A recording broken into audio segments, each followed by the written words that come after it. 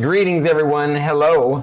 We're back again for the 28th session of our homebrew. Come on, finish the sentence. DragonMetal Saga.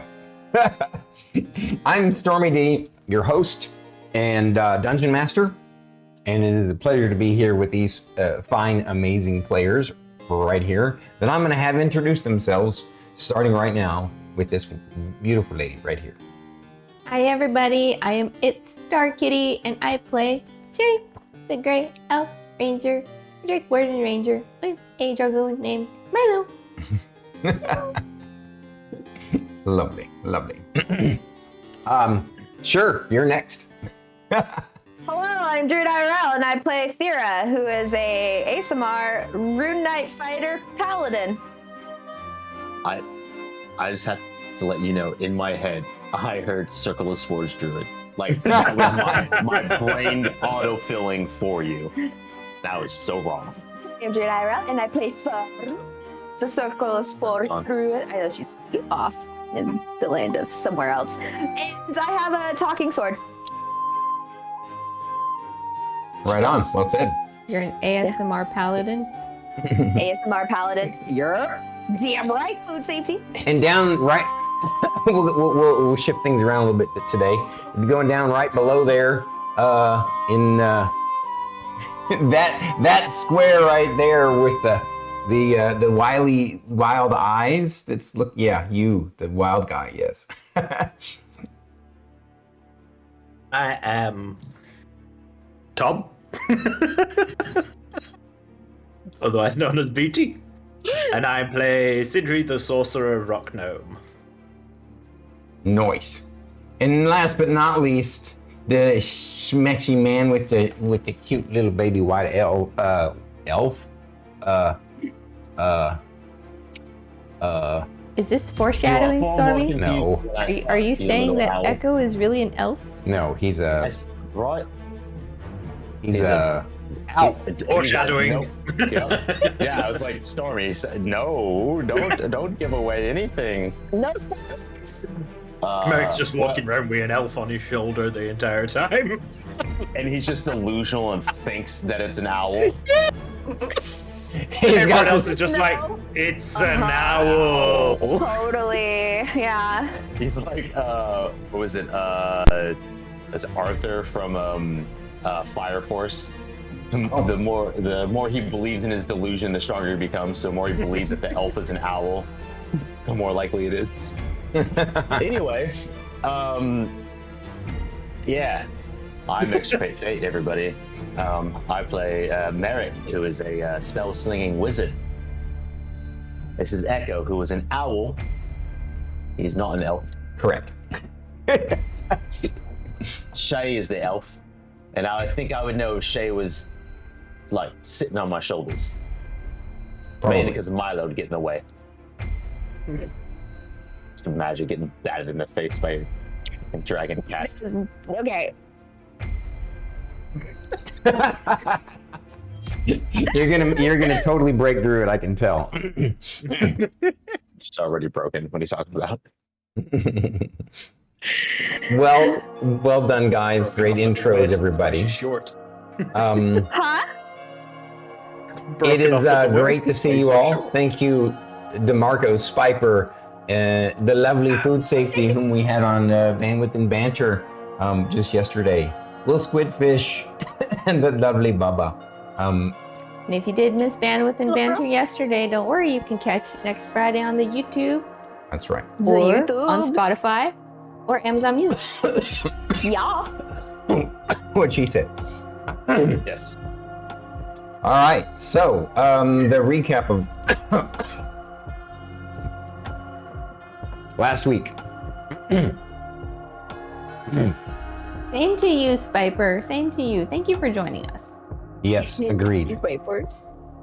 Can you take over the recap? You mean last week on DragonMetal Saga? Exactly. Our humble heroes made it back to Progentica and decided to take a day or two for a little bit of a break because Haunt Home was something else for the team. Merrik took a 3-hour shower. I would not doubt that. In the time that the team has been back to Progentica, not only did the team do a really great job completing that mission, we got paid extra, and we are now famous in a way. Well, getting there. We're getting lots and lots of recruiter emails that everybody responds to in their own ways, and Shae apologizes to Merrik if he gets a whole bunch of extra emails, but as if they can figure out her responses. Please ask Mr. Merrik. Please ask Mr. Merrik.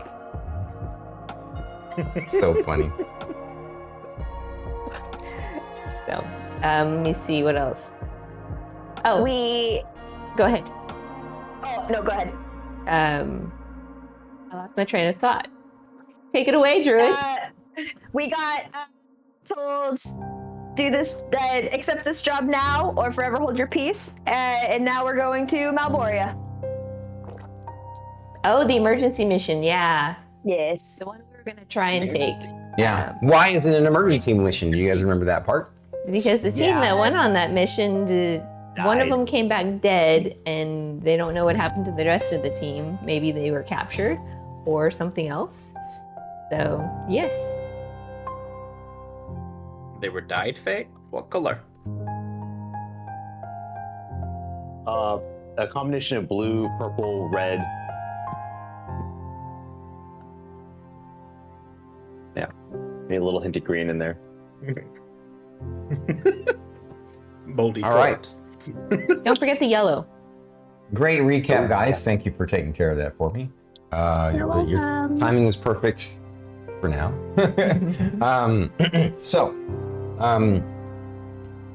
Now let's talk about the individual recaps. Basically, again, share what stood out most to your character last time. Starting with, we want to start backwards or forwards? You guys tell me. In the middle. Backwards. In the middle. Okay. Fate. Sorry, I should say Merrik. Oh, yes, I'm ready. Fate's not. Fantastic. I guess we should have known that they would have noticed us by now. I'm glad, Echo. I'm glad you had a fun time deleting those messages for me. That was pretty good. You did delete one that I am actually quite interested in. So this other weird cult-like thing. They say they're a club, but I think it's really a cult because I don't get it. I think I can learn something from them. I think Sindri got an offer too. Or something else. I don't know. But I'm glad to be home. Disappointed to be shoving off already. I haven't yet finished my showers. So I know you like the misty spray. Thyra, how fucking cold is it gonna be? I shouldn't ask you really, because to you it's not cold, it's normal. God damn it. Sindri, where are the thermals at? Sindri?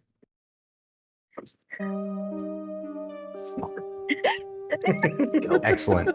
Excellent. Can't find them. All right, Sindri's up. Oh, fuck, there you are, man. I feel like Merrik set me up for this one.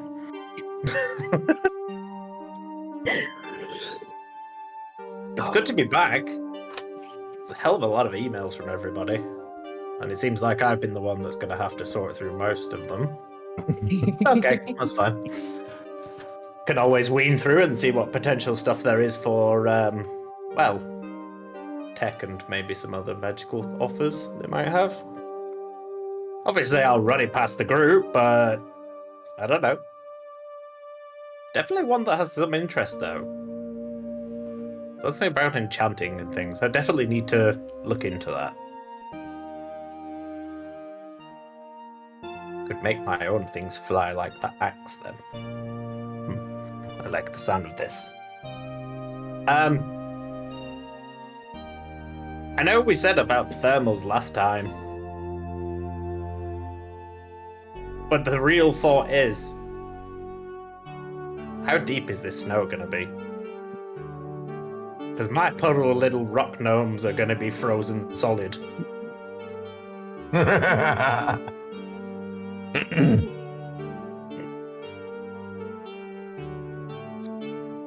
Yeah, I've heard of a thing called skis. Well, I don't have to roll for the next one. They're Thyra.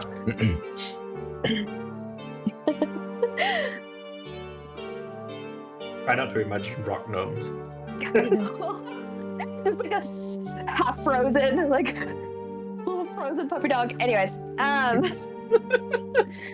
just shivering.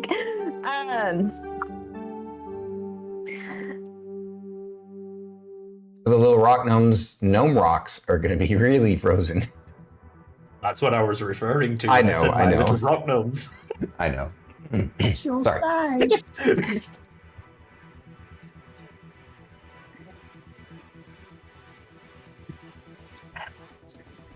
I'm gonna get stabbed. I See it coming.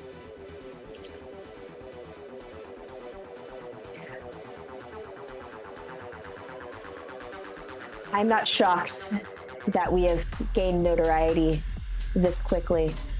My team is smart and efficient.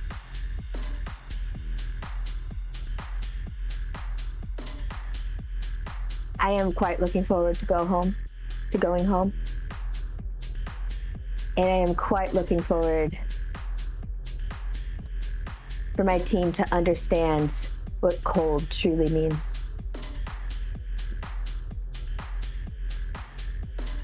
We're not quite dark yet, White Seer. Thank you for letting us know that you're here and lurking. Welcome back. White Seer! Well now, last but certainly not least.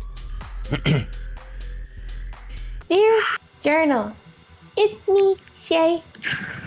We are back on Progentica and taking a short break to rest and relax.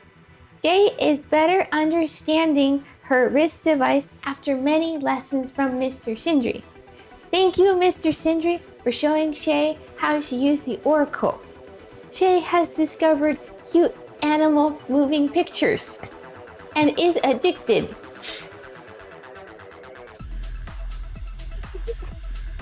P.S. Raven's Edge isn't meaner, that is all. P.P.S. Miss Thyra is super awesome. She is now a paladin. Shae is super excited for her, and now Shae knows 2 paladins. Can Shae become a paladin too? P.P.P.S. Sorry, Avery, for all my constant mails. Shae is just likes you and is doing what Mr. Sindri said. Use the tech to get used to it. P.P.P.P.S. Shae learned there are scams on all worlds.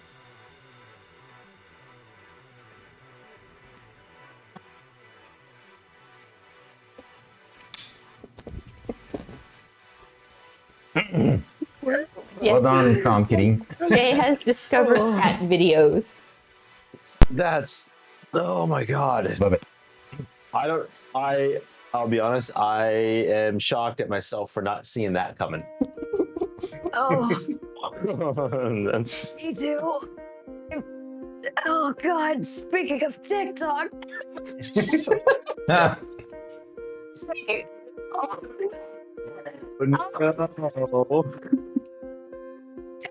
Yeah, just every Oh so my often you God. randomly hear Wait. Shae giggling. Milo, look at this cat. Milo, look at this cat. Just wait until Shae learns how to make TikToks. I'm just, hey, Miss Thyra, can you do this Another with Dan?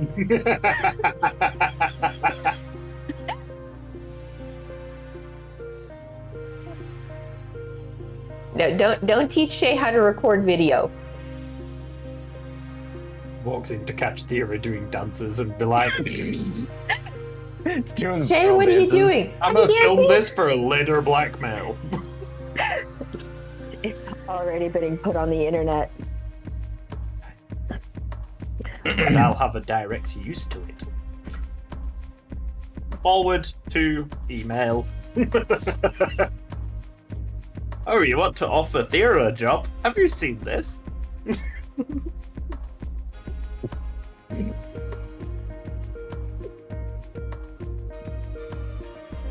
I can't say it out loud.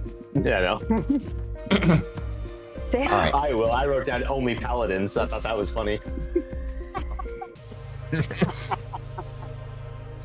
Oh my god. Yeah. I'm sure there's a forum like that on the Oracle somewhere. Yeah. Me.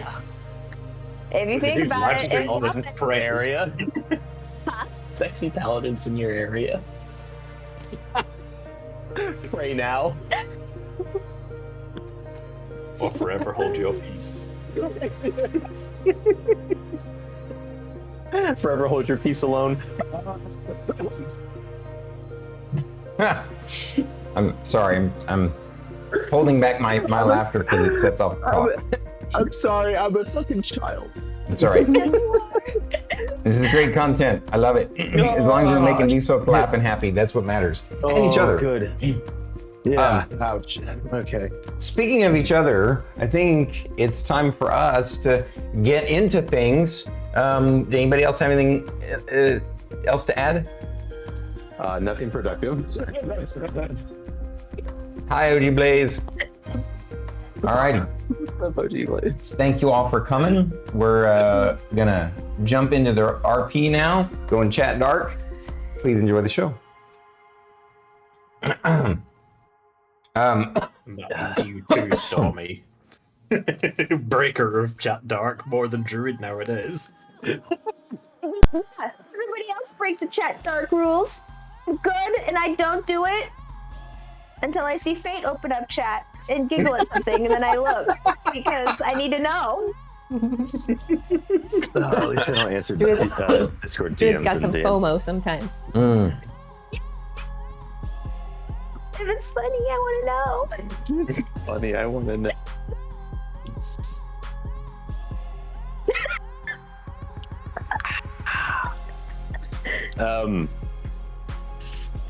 Did we refresh my memory for the timing on the day that we arrived back? Was it the following day that we were told about the emergency mission, or is it that same Woken day? up in the morning. No, it was actually one whole day later, one 24-hour period later. And then our intent is to shove off the next day, or is it later that day? No, it needs to be within hours. Within hours. Okay, cool. Yeah. I wanted to make sure I knew where I was in the timeline. Yeah, for you guys in Progentica, it would be evening time, right? But that doesn't necessarily mean that it's going to be evening time where you're going. Yeah. And real quick, if you guys want, I can reread the actual mission one more time. Please. Please. Just for everybody at home. This is For me. the emergency mission, which was one of the two missions that they were looking at before, and this one, there was a team that took this mission a day after they left for the home mission, and actually like a day and a half, and so, but things obviously went awry. And so, Burutsu Conglomerate, who's the sponsor of this mission, put out an emergency summons. Unfortunately, Most of the other kind of medium tier teams are preoccupied, and a lot of the higher tier, more famous teams don't want to take something like this because it's not prestigious or lucrative enough. So basically, although there was, there was some interest from a few groups, which is why Grimbane contacted you guys about this as quickly as possible, as soon as he knew about it. And basically, because you guys had been already looking at it, he contacted the Furutsu conglomerate and confirmed it, and told them, hey, hold it for this period of time. Let me talk to this freelance team and see if they'll pick it up. And since you guys chose to, here's the mission. It's called the Bounty Hunters of Gorm in Malboria. The mission is to take out an anti-tribal Viking pirate named Gorm Arnesune, which is Arnesune. One more time? Sure. Arnesune.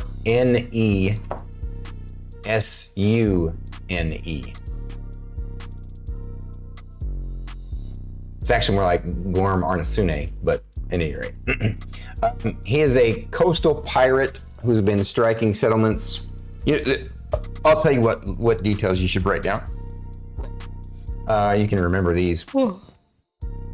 He's been striking settlements of several different smaller clans. And he does not adhere to Viking traditions of honor and fairness.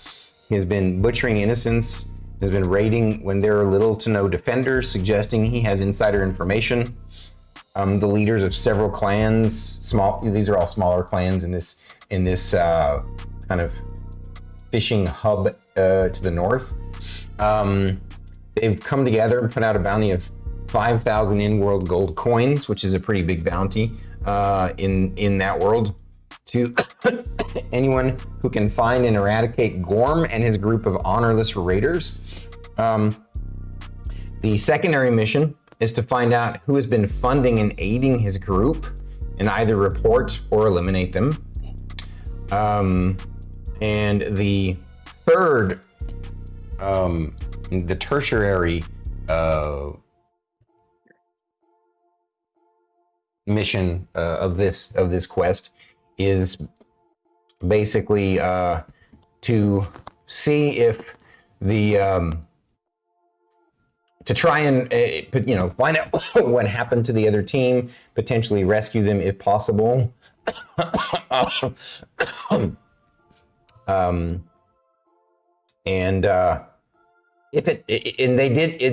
did make a point in the clause that if it turns out that you get there and the other team is still working on it, that if you work with them, you'll get the same pay that they would. If you don't work with them, then you can basically get half pay for doing nothing. And because that's it's a valid choice to decide, hey, we're going to work with these guys we don't know or not. And but they also made a note in the notes, the side notes on this mission, which is that they don't suspect that that's going to be the case because there was a note on the body that came back, and it was very hastily scrabbled, and it basically said help us. And so they think that, like, based upon the wounds, this guy was kind of tortured to death, and so they believe that what happened was they knew that their friend was going to die and they couldn't do anything about it, and so they kind of sent a note on his person because they knew once he died he'd be junted back to Progentica. Yes, question. Actually, this is a in-game question. Yeah. So, It's a roll RP. Let me finish this thing. Yeah, RP thing. Yeah. Okay. Cool. So the reason why the Furutsu conglomerate wants this mission taken care of is because this has disrupted one of their trade routes for rare metals managed from this world, this Barbary world. They're paying 80,000 credits for the completion of the primary mission.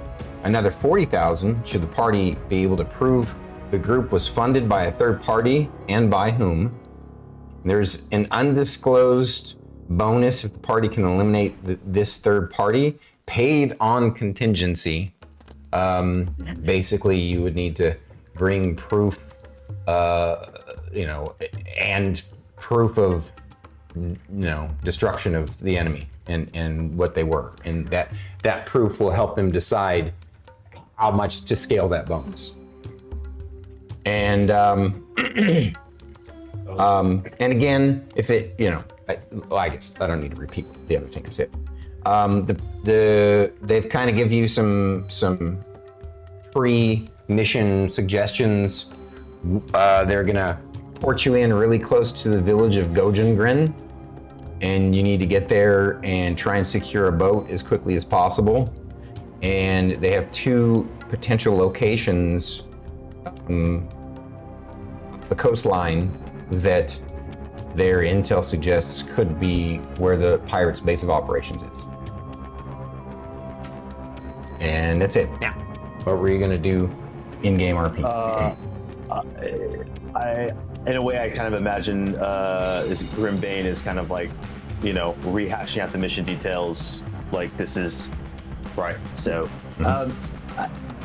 question for you. Yes. So I know when we went to Haunt Home, we were looking for a regiment that was from Haunt Home. So I get that. However, we're looking for other, rail runners. Don't they have a time limit? Shouldn't they be back by now? Because they left a day and a half different, and because they're at a different tier than you guys, they stay a little bit longer. So, Gotcha. In other words, Okay. like what you guys is your proficiency is still 3, correct? Yes. It hasn't raised yet. Does it raise at the next level up, or is it? I think so. Yeah. And what did I say? What the amount was? Was 6 it? days. We currently have 6 days. Yeah, Right, but I so think the amount is 2 days. double your proficiency bonus, right? Yeah. Okay. Yeah. So once you hit 4, then it'll be 8 days. 8. But there's a whole different jump at 5. 6 is where it maxes, correct? I don't know. Proficiency bonus? Yeah, I think it maxes at 6 once you hit like 15th level or above. I don't remember. Can I see a character sheet? 6 is at 17th level for me, Oh, it doesn't. No. from what I've just seen. Yeah, I think that's right. So, There. 9th, 13th, and 17th. That's where your proficiencies go. yeah. But yeah, so the people who advance far enough that they get to a proficiency of 5, it's a different tier. And you're not you haven't been given the information because apparently it's not always the same. It's different. So, but it will be significantly longer than just 8 days. So,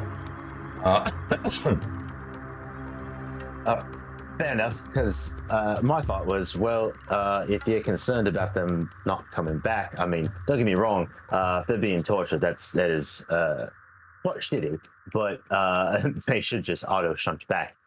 The other question to that is, if one of us happened to be separated from our oracle, lop off a hand or some shit, would we still get shunted back? The tech is no longer part of us.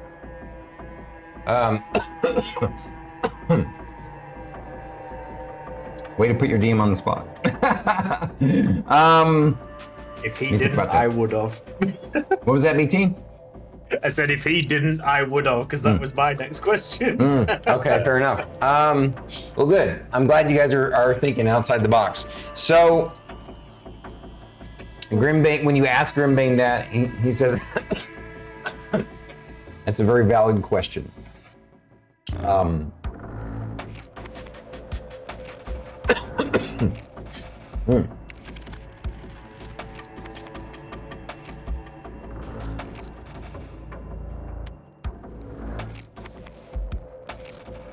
So far, that is yet to happen in the years that that this has been going on. You would think that it would have, considering the types of combat people get into, but because it's an unknown quantity, there's two prevailing theories or hypotheses on what would happen. One is that if your arm is cut off above so that it's attached to the dead hand, the unit would see your hand as your dead body, right? Because there'd be no more life in it. And the thought is that either it will teleport just the hand, or it might teleport the whole body immediately. Because, it's more than just the body part that you're, like, for example, she wears a pin instead, correct?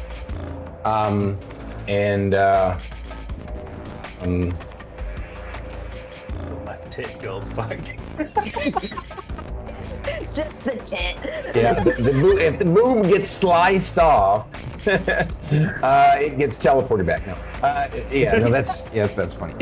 But you get what I'm saying. The idea is that once the thing has been attuned, we use that word, right, to your particular DNA, then the device sees you as a whole. That's what the scientists, the mage scientists believe right now. No one has been willing to test it. So, understandable. Yeah, I was just one of those. It struck me a little odd that, like I said, I mean, if people are in danger, I'm all for it still. But if they were to come back on their own, at some point you kind of assume that, well, they will be back. If they're not back already, that means they're still alive. But if they were to be removed from the device, that's where I was wondering if there could be a potential for this Gorm to have knowledge of us as runners. Just a thought. That is, Grimbane says that's probably why the Furutsu, one of the many reasons why they issued this emergency mission was, they want to make sure that tech doesn't fall in the wrong hands, and this team is one that's worked with them a few times, so they kind of see them as an investment, and so it's a matter of them protecting their investment and then protecting the secrets of Progentica. Gotcha. All right. Fantastic. You'd mentioned that there's some warmer clothes. Yes, I have some special gear for you guys that is designed for cold weather situations. Do you have any stilts? Say again? Do you have any stilts? Any skills? Stilts. He's looking to be taller. Shoes. Yeah. No, I mean, I could just tell him you could just cast Alter Self and be a little bit taller, mate, but it's a lot of resources. There's only so long that'll last for, though. I understand that, but there But is. if I had some go-go gadget legs, then maybe. Says that I don't think I don't have any kind of tech like that. We'll be fine. Or Hey, you don't ask, you snowshoes. don't get. That's fair. I'm gonna look at Echo and be like, you think you can handle it, bud? He just kind of flexes his wings and It's hard to popsicle his ass. he flexes his wings and looks up like, of course.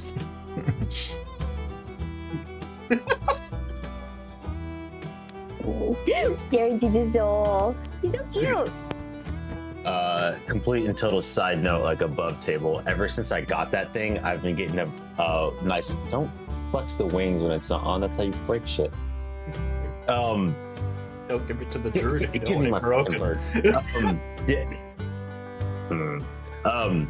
Ever since I got this thing, I've been inundated with a smattering and a large smattering of owl content on TikTok. Just saying. And I'm all for it. They're fucking adorable and terrifying, and I love it. Carry on. Does anybody else have any questions of Grimbane before? Since you guys already okayed it, you went downstairs and he met you outside because he said that the Furutsu conglomerate is sending over a transport to get you to the their teleporter very quickly.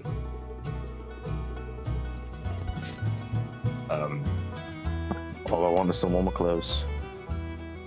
Yeah, he provides it for you, and he shows you them, and they're definitely kind of lore accurate for Malboria. But they like right now, because of the temperature that is in Progentica, they're like, this is before you obviously go outside. He lets you change to go outside, and it's very warm. Like you're really kind of hot in them because they are really good at what they do. Imagine you're wearing ski equipment and it's a breezy 72 degrees outside. Yes. It would be kind of hot and sweaty. Yes. I just want to say Merrik is gonna try to find the most, not to say obnoxious, because he's not that obnoxious, but fluffy, fur-lined, feathered, like neck-quilled thing. But totally look at him like, yeah, you're a wizard in the snow. Like very. Here's my wizarding robes, and it's got a furry hood. Of course. Just so yeah. All right. So Just trying to figure out how to move in it now. So restricted. after you guys get downstairs and get changed, and you make your way outside, within like 5 minutes of you being there, a total of like 25 minutes total from when he contacted you till now. Like it was a super rush kind of thing. You're standing there, and this like I said, all the vehicles in this world float. This floating black kind of, it looks almost like cross between a van and a the bank trucks. What are those called again? An armored truck? Yeah, an armored bank truck. So it's van shaped, but it definitely looks heavily. How does the stream look like right now, guys? Yeah, sorry, brief pause. Vlad, Pelican, and Deboggin. How's the stream? Brett, hey, hello. DeMarco's. How's the stream look? Because we're getting Yeah, we're in the red for the bit rate Good right on now. on my phone. Yeah. Yeah, it looks fine. Okay. We'll just have to let it go. We need to Yeah, remember there's to quite the reboot there's the quite router the tomorrow. delay for me, Rebooted the but I don't router see on anything Wednesday. frozen. One quick side note for anybody that's watching via mobile app, keep a check on your phone because there's a new problem with Twitch Mobile. What's that? It'll randomly go onto somebody else's stream without you doing anything. Did it twice to me while I was watching Ares today, and it happened to DeMarco as well. Wait, it randomly moved you to somebody else's stream? Yep. Didn't press anything on the phone was sat there, and all of a sudden I went from Ares' stream into somebody else's and was like, that's odd. Closed the app, reopened it to make sure it wasn't just that something issue. And then about an hour later, the same thing happened again. It just transferred straight onto somebody else. Fantastic. So for the lurkers, keep an eye on your phone. Wow. Good to Or know. if you get on your Oracle, mate. Yeah, we just need to upgrade to oracles. I don't know. All right. Black armored van pulls up. Yeah. And some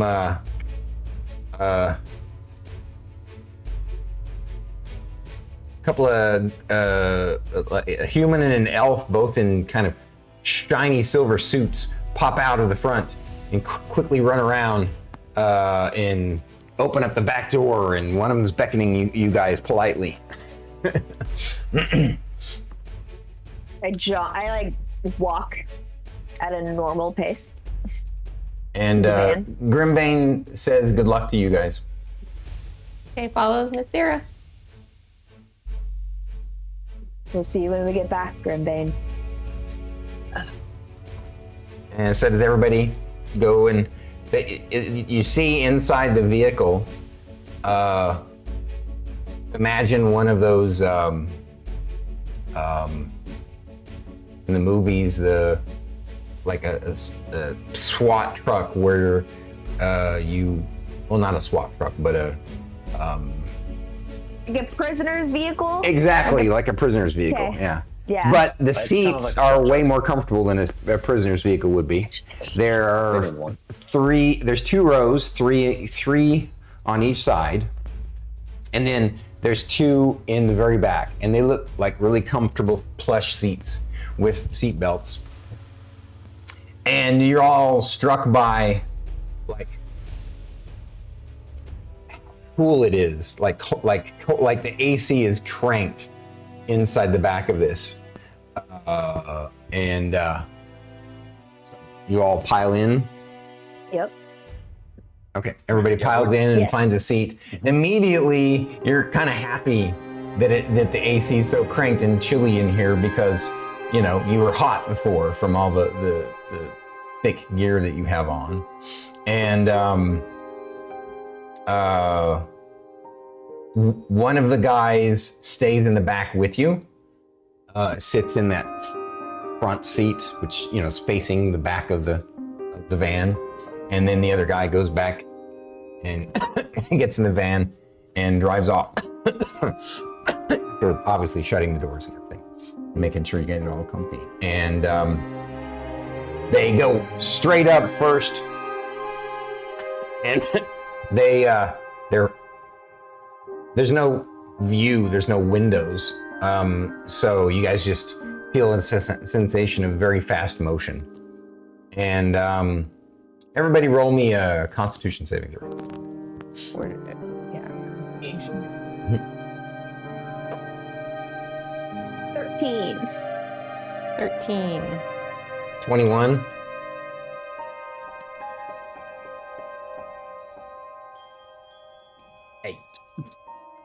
Eight. Sindri throws up. Well, Sindri gets queasy. He doesn't throw up.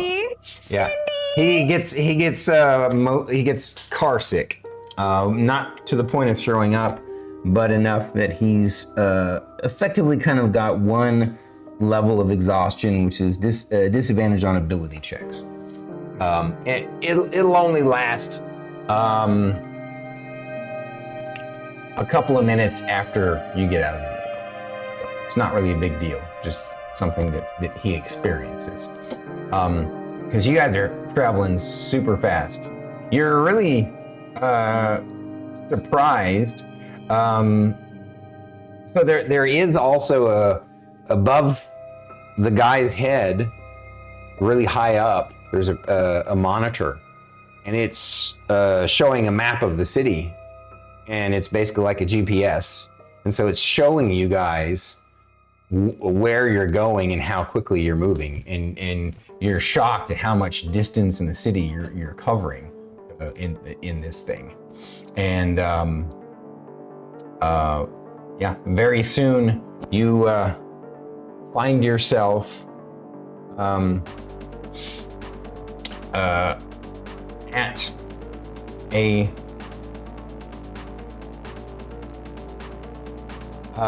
basically the black van stops, and this is evening time. It stops at a Furutsu store that's closed. And but they take you around back into the back part of the store and into a back room and then there's a storage closet, and in the storage closet is a tall metal double door locker, and it's got some sort of electronic keypad, kind of, not keypad, but Hand scanner. yeah. And so they do this on it, pop it open, and it's not really a what it appears to be. Instead, it opens up to an elevator. Yeah, go ahead. What? No, he's just being dramatic. Don't listen to him. Yeah. Keep going. It's like, what? Secret door? They ask you to please put a step in it and usher you into the elevator. Only one of the guys is with you now, and you're quickly accelerated in this elevator. It doesn't go very deep though. You're pretty sure that it's only like three floors down. And as you're going down, the guy explains to you that the main realm running accelerator that Furutsu conglomerate uses is in this city is currently being maintained, and so you won't be using that one. You're gonna be using the Furutsu conglomerate headquarters in Nippon, which is kind of like Gensika's version of Japan, and that where he's taking you is one of their private teleportation units to teleport all the way across the world. And so that's what happens. He takes you down to another level, and in that level is nothing but you've seen these teleporters before being used by kind of the upper middle class and wealthy people in the city, and this one is obviously a special kind of secret private one for specialized Furutsu conglomerate employees, and he takes you into he takes you there, and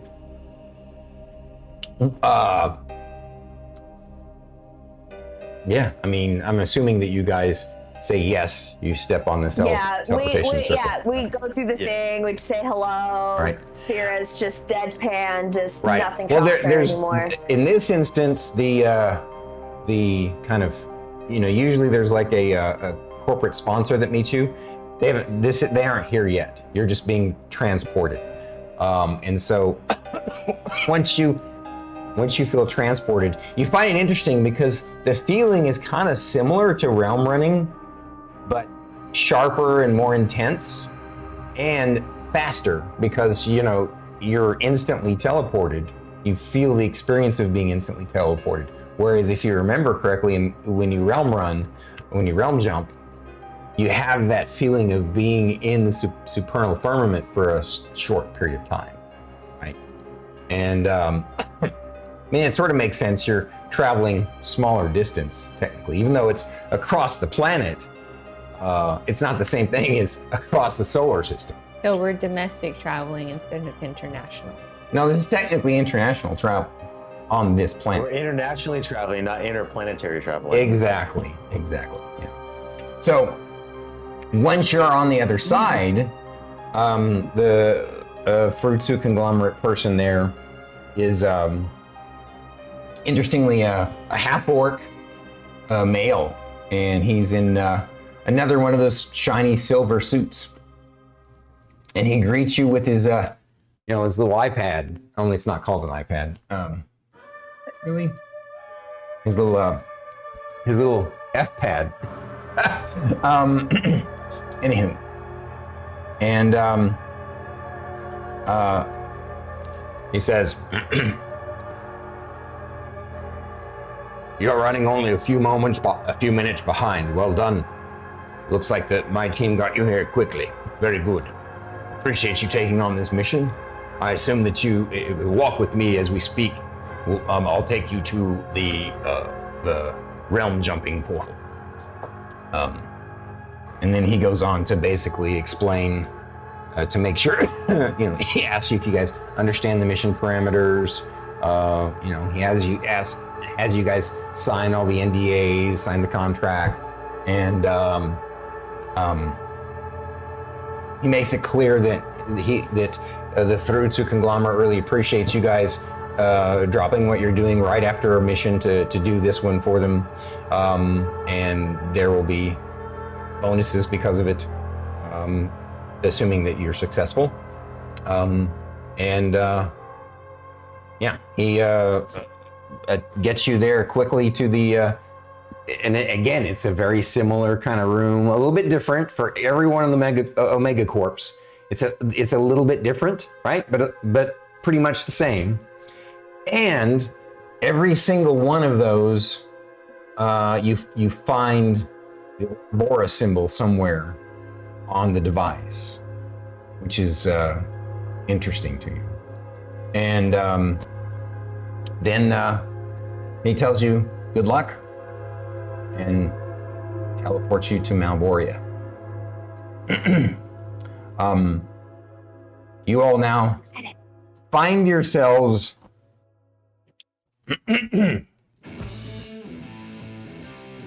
standing on a snowy hill. To your right, the vista before you is a blue ocean stretching off into the distance. Well, I should reset it. It's sort of a silvery colored ocean. Not super blue, it's very silvery colored. And a coastline kind of down at the bottom of the hill, there's the coastline going up to that, away from you from where you're positioned. And along that coastline up ahead looks like a fishing port village. More than a village. It's like a pretty decent sized, kind of medieval Viking barbarian style township that you can see several Viking longships, a few galleons, a few sloops and regular boats and stuff, and then up, like, interestingly enough, this village is shielded on this side by a large white mountain, and looking off the distance to the left beyond that mountain, there's a kind of a really large icy, like a vast icy tundra. But then you also see in the distance some more mountains dotting the horizon.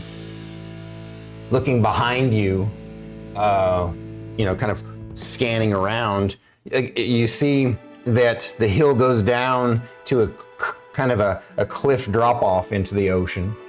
So you don't really want to go that way. And going off that direction, is more coastline that kind of stretches off to the horizon, and some more hills and mountains kind of sporadically dotting the landscape. But you do notice that direction. You can see in the distance some green pines. You know, of course they're snow covered, but there's like some forests dotting around the mountains and stuff. And at the in the fishing village, there are a few pines, you know, kind of skirting the outskirts of the town, between the mountain and the town. Let me grab a cough drop. I'll be right back.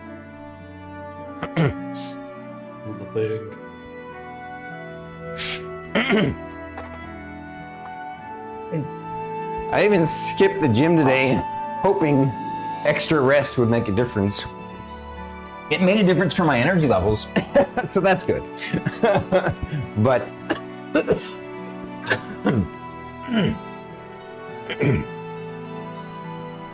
okay. Small gym if you can skip over. Yeah. And you see to the south a smattering of small fluffy white clouds floating through the sky. To the north, which is the direction you're facing towards the village and the mountain, it's clear skies as far as the eye can see. And you see kind of the sun overhead has an interesting kind of bluish tint, a slight bluish tint. I think that's the way I described it to you, right? That sounds familiar. And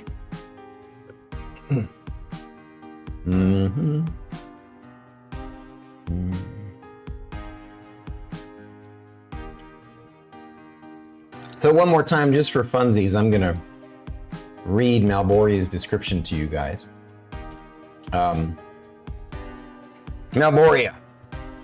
Okay, I was close. It's not a bluish tint. It's a white tint. A cold, pale white sun offers little warmth in this icy mountainous tundra. Snow dots the landscape, and it's always cold and icy here. That's redundant. You said that when you read that to me. No, right? I need to fix that. Sorry. We like redundant lore. All right. I do. Yeah. So what it was is we were talking a little bit about her character, and she wanted to have a recap of this. So, all right, back to. And I'm sorry I didn't do that with you guys when you went to your worlds. No, it's okay. We probably should. Anyway, remind me next time that you guys go to your worlds. We will do this. I will do my best to remember that. What did you say, Fate? I said I will do what I can to remember that. Sindri, what did you say? I said it's hot, sweaty, and Sunday. You're gonna reread that. I'm gonna quickly run to the restroom. Okay. That tea went through me. No problem. Literally, same. This coffee went through me too. So. All right, go for it. I know you can still hear us, so. No. Yeah. Well, you guys are. All right.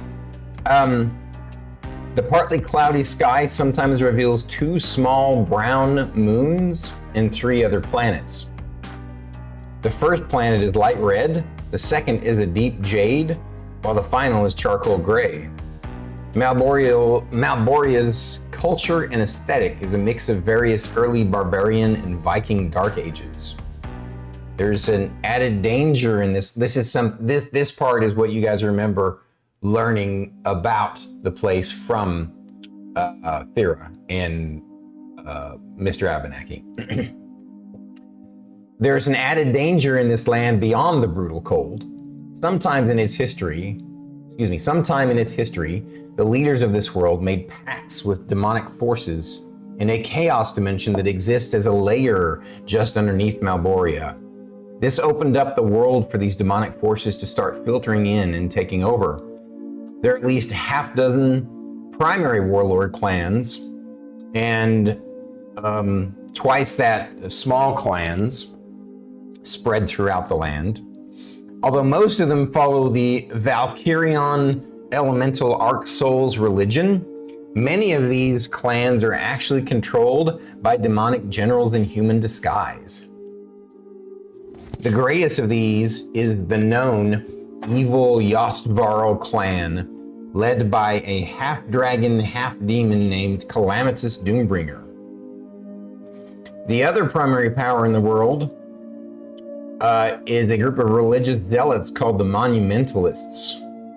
They worship a mysterious deity they call the Soulless Sovereign. These fanatics are trying to convert and unite the various tribes against Calamitous Doombringer, but even their motives and methods are dubious at best. This world's various economies are based upon fishing, raiding, barter, and the mining and development of rare metals. And you guys remember that the rare metal from this world is cold iron / black steel. It's another name for the same thing. Yeah. And Sindri, go ahead and roll me a Constitution saving throw. When he's done, I want to RP something. Say again? When you're done, I want to RP something. Okay. 22. 22? Yes. All right. You find yourself the coldest you've ever been. It even feels slightly worse than when you were in that that fake version that Mr. Abenaki had created for you.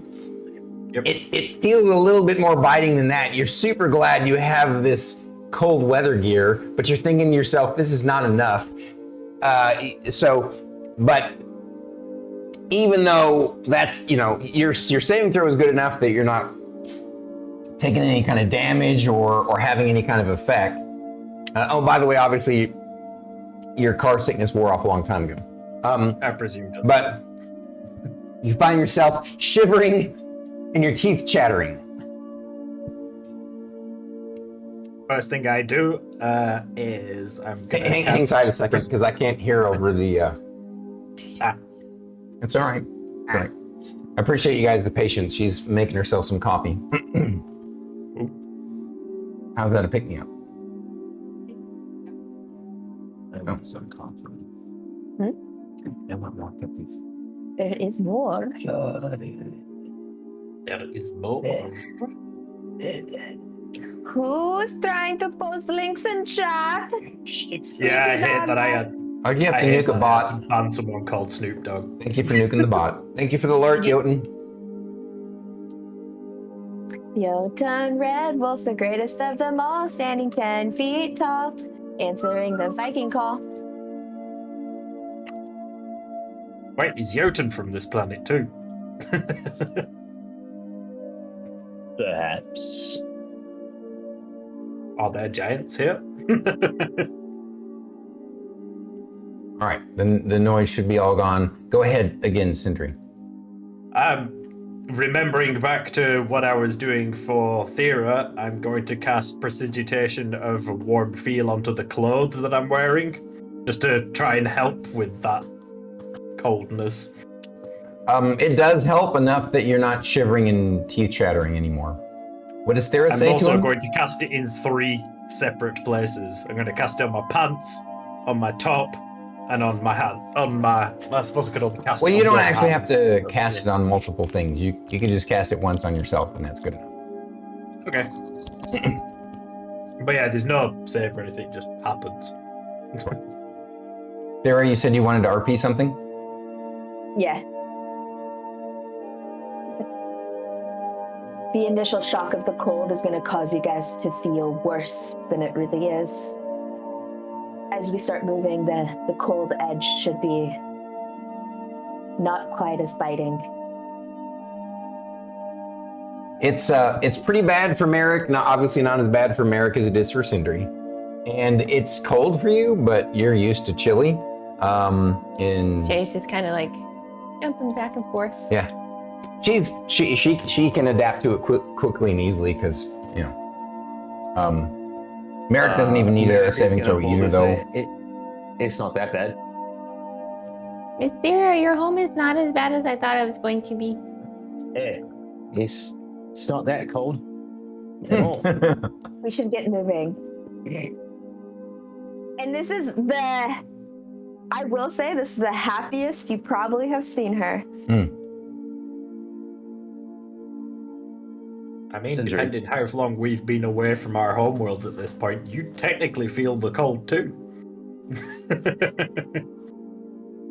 I mean, yeah, she'd feel it a little bit. I mean, she's also wearing cold weather gear. It's not like she wouldn't, right? She's probably wearing less cold weather gear than the rest of you. But yeah. Oh, this is probably like shorts and tank top weather for her. No, because this is actually farther north than where she lives. Oh, okay. So it is actually, that's why I said it's a little bit colder than what Sindri experienced. Because you guys actually are in one of the more extreme regions of the continent. Okay, so she just needs a windbreaker then. Sounds like my Swish, uncle. swish, swish, swish, swish, swish. Tracksuit. I fucking hate them. I hate those things. The swish, swish jackets are the worst. Yeah. Sindri, Yes, Merrik. we might have a problem. With You're smiling. oh shit. So Miss Thyra is pretty when she smiles. I'm not saying it's a bad thing per se, but I'm just, it's the happiest I've seen her, and I just don't want to fuck that up. I've seen Miss Thyra smile like this when she opens the ice box. That's right. I think that was the last time I saw her actually smile. So Milo looks up at you and goes, he can tell he's irritated at how chilly it is. But you got him wrapped up. Yeah. So. And then, Oh, hush. Tucked inside warm. the jacket Yeah. with his little head poking out. yep, exactly. And Echo, I'm assuming you have in his pocket dimension?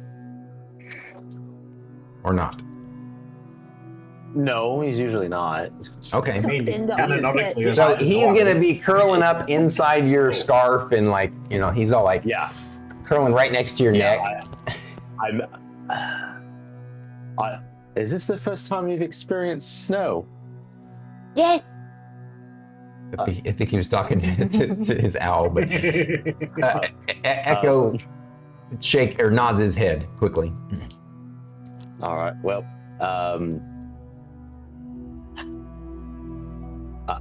I love you, but you're gonna have to experience snow. It can be quite fun, and I pull him out, and I'm like, you just hop around for a sec. Otherwise, I'll bring it back in, and I just like let him plop into the powder. He so you guys are standing. Luckily, where it's at, it's only about 3 feet thick. So it doesn't completely swallow Sindri. 3 feet. What? It's 3 foot deep. Yes.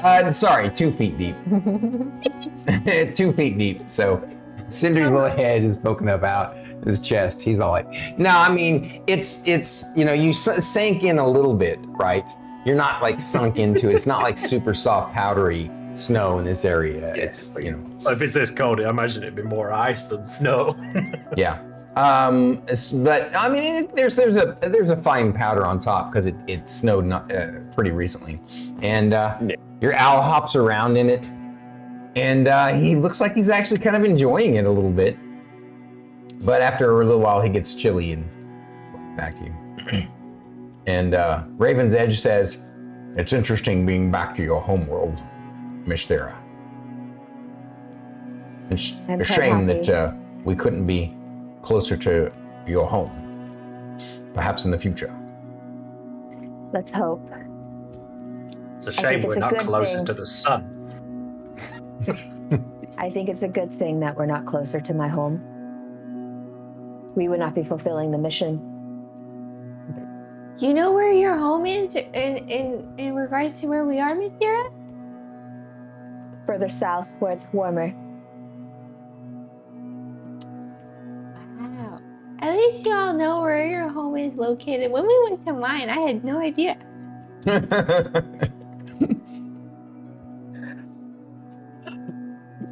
I've heard stories. from around this area. Well, That is such a story. we can walk and talk, can we not? Oh, I was about to make something up, and Yeah. Well, Stormy would have had to deal with it. I mean, you can tell your stories, but we are on a time crunch. And if we keep standing here, you guys are gonna freeze to death. So we should get going. Shae was still Already bouncing started. around.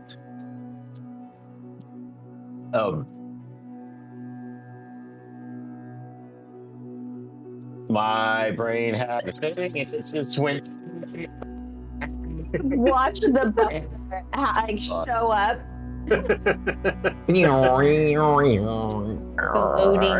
Wow. Mm-hmm. Pause it and try again later.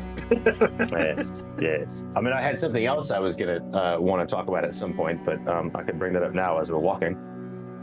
All right, so you guys start making your way down the hill towards the town. Yes. Yeah. You see people milling about, going about their daily business near the docks, near the buildings of the town, you start making your way down there. It'll take you just probably 10 or 15 minutes to walk down there. There is a path. You find a stone path that looks like it's been kind of cleared off, that you start making your way down, and everybody but Thyra needs to and basically Sindri and Merrik needs to roll dexterity saving throws just one time to make it down this thing. Not acrobatics? I mean, no. I mean, it doesn't matter. I rolled a 20 on the die. 23. Sindri. A 4. Somebody rolled it at 1. All right, now you can roll. Now you can roll an acrobatics check to try and recover.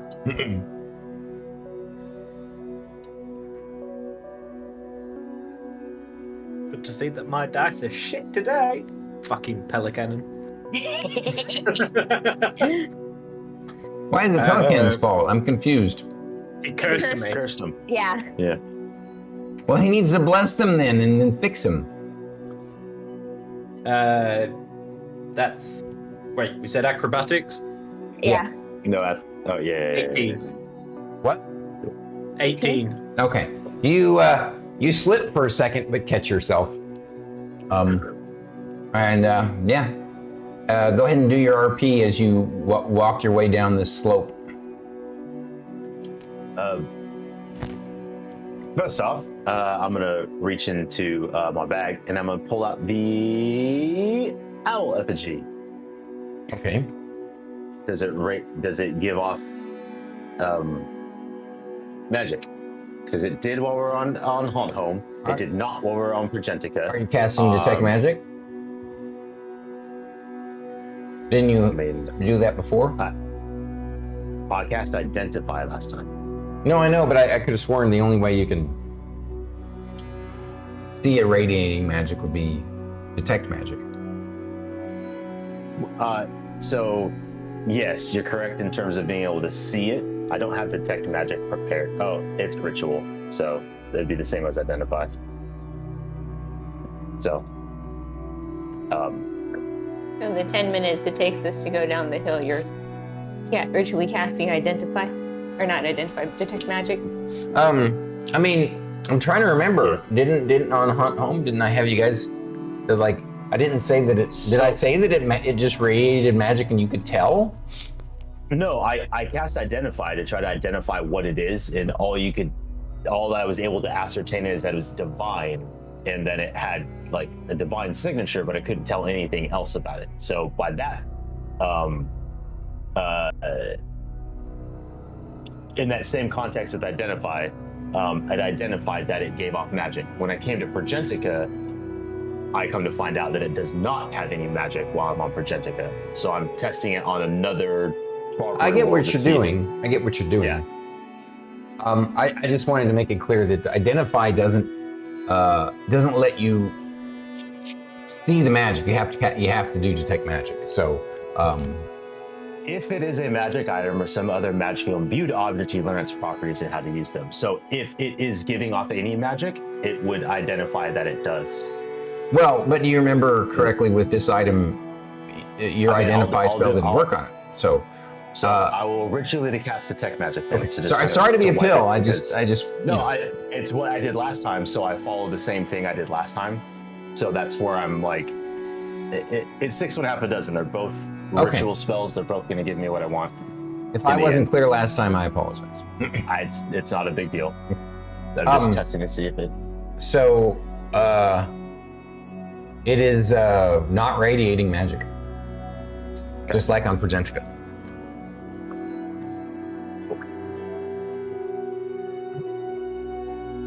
That's all I got. I'm gonna address the group. If you come across anybody claiming to be a soulless sovereign, ignore them. Oh no, Soulless Sovereign is the name of the god that they worship. Monumentalist is what you're looking for. Sorry.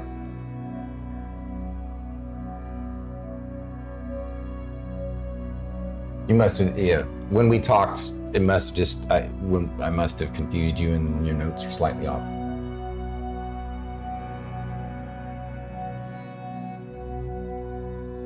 If you run into any of those that discuss the Soulless Sovereign, ignore them.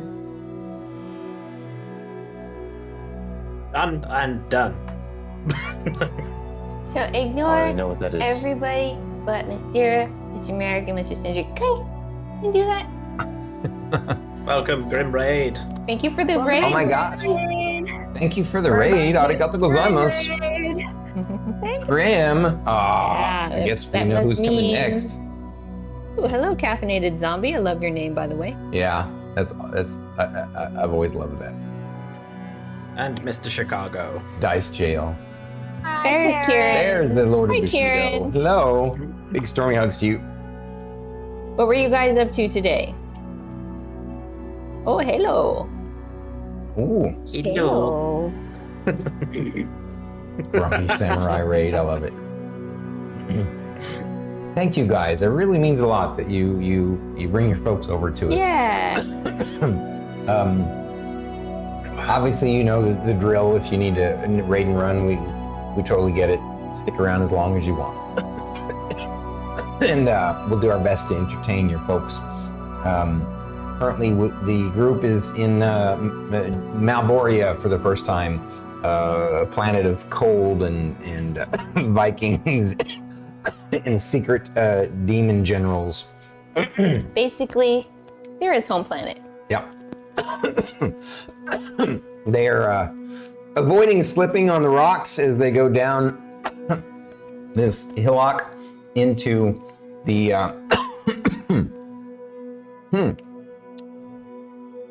whoops. You're a hillock. In the village of Gojengrin.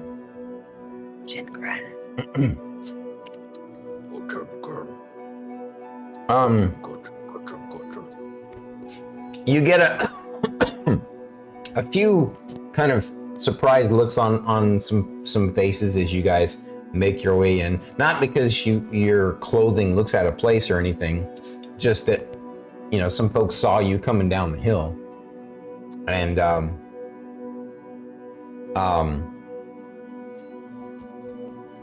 you know, some like a little old lady who's throwing out some water, probably a bedpan water or something, and she gives you a weird look, and then some of the folks walking around.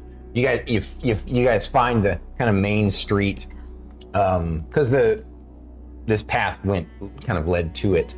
There's like a low wall over to the left, probably just there to keep the sheep from running away. And you can see there's like a small little sheep farm over there, and there are some people working hard, and they kind of were the ones eyeing you. Some of them were eyeing you as you were coming down. And you can either talk to some of the folks that are giving you weird side eye, or you can just bypass them and move towards the center of town. We're just gonna keep walking. Is that what everybody else wants to do? Yes. Thyra, you take the lead. I already planned on it. Good. So you guys are gonna follow Thyra into the center of town. She walks with confidence, even though she's never been here before. The layout of the township is very similar to what she's experienced before, and eventually you guys come to a place where and I want you to imagine the buildings are that kind of log cabiny looking, like in Oblivion and Skyrim, of the Nords, very much like that. And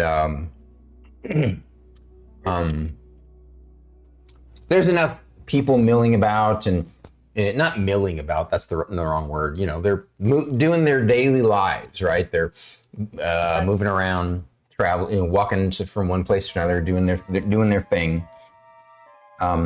You see, oh, sorry, go ahead. Oh, I said milling about.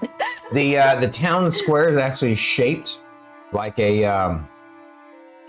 I forget what is a pentagon 6?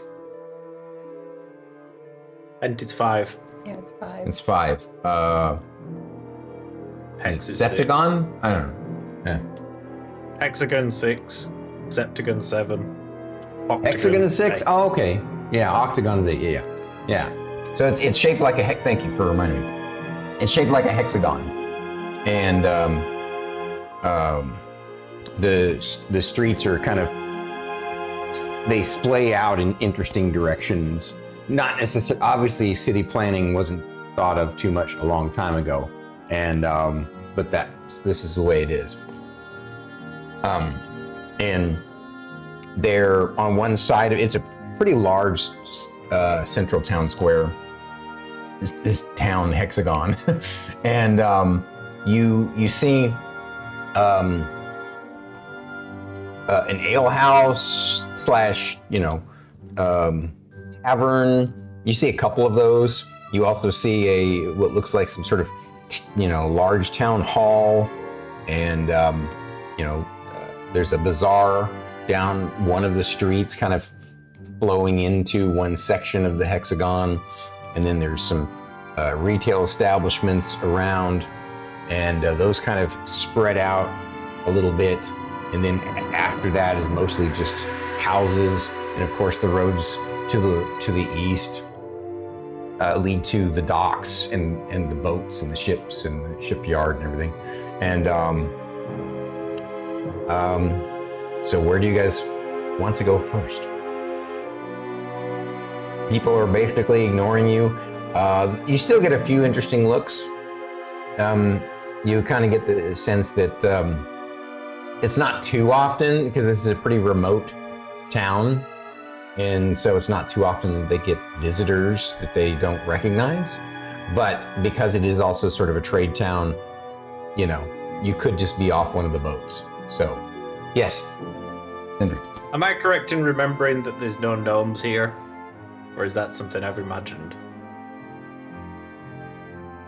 I think you're correct. That is correct, yeah. Okay, you're small enough you could pass off as a child. I mean, Not with a beard like that. Some Benjamin Button shit. Bearded child.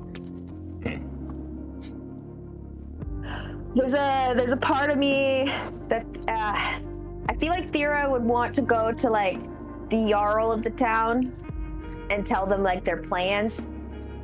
Is that like a thing that would be a thing? So it could be a thing, but you have to think in terms of, you're now realm runners for Progentica. So you have to be really careful how you handle that. You know that based upon the mission parameters, at the end of the mission, they want you to meet a contact who will be the one to arrange to have you meet the representative of the clans who will pay you. And so in this instance, you might be kind of, if you go to meet the Jarl, you could potentially create a more complex situation than you need to. Okay, so I forgot about that part. Yeah. Also, there's the now you would probably be a little bit skittish about whether or not the Jarl's actually a human or not. Mm-hmm. That's like a double edge of why she would want to go see him. Mm-hmm, You know, right. There's that part of her that's just like, you could be the one behind this. You know. Well, so yeah, I mean it's possible, but since the Jarl of Gojendrin was the one that was he's one of the ones who contributed to the 5,000 gold bounty. It's unlikely, but unless he was just like really good at covering his ass or whatever. But do you guys think that we should talk to anybody amongst the town before we go get our ship? I mean, it's a bit cliche, but What? go on, Shae. What? After you, Shae. Oh, we're gonna have to talk to somebody because we need a boat. Agreed. And I was going to say, it's a bit cliche, but where are people's mouths the most lubricated? Alehouse.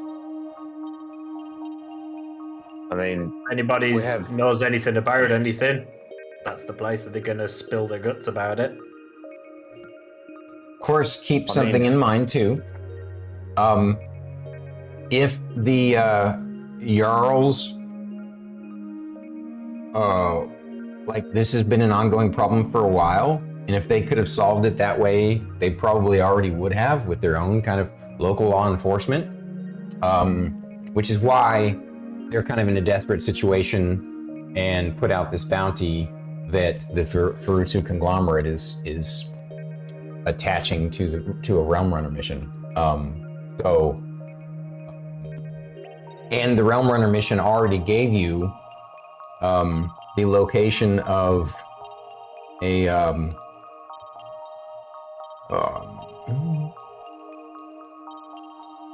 The ship?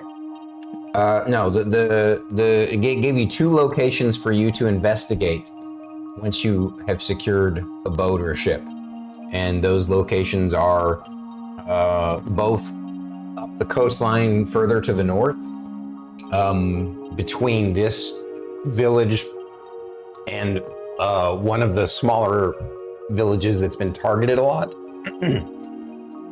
And it details a potential hidden cove that you need to look for, and or a sea cave that you need to look for.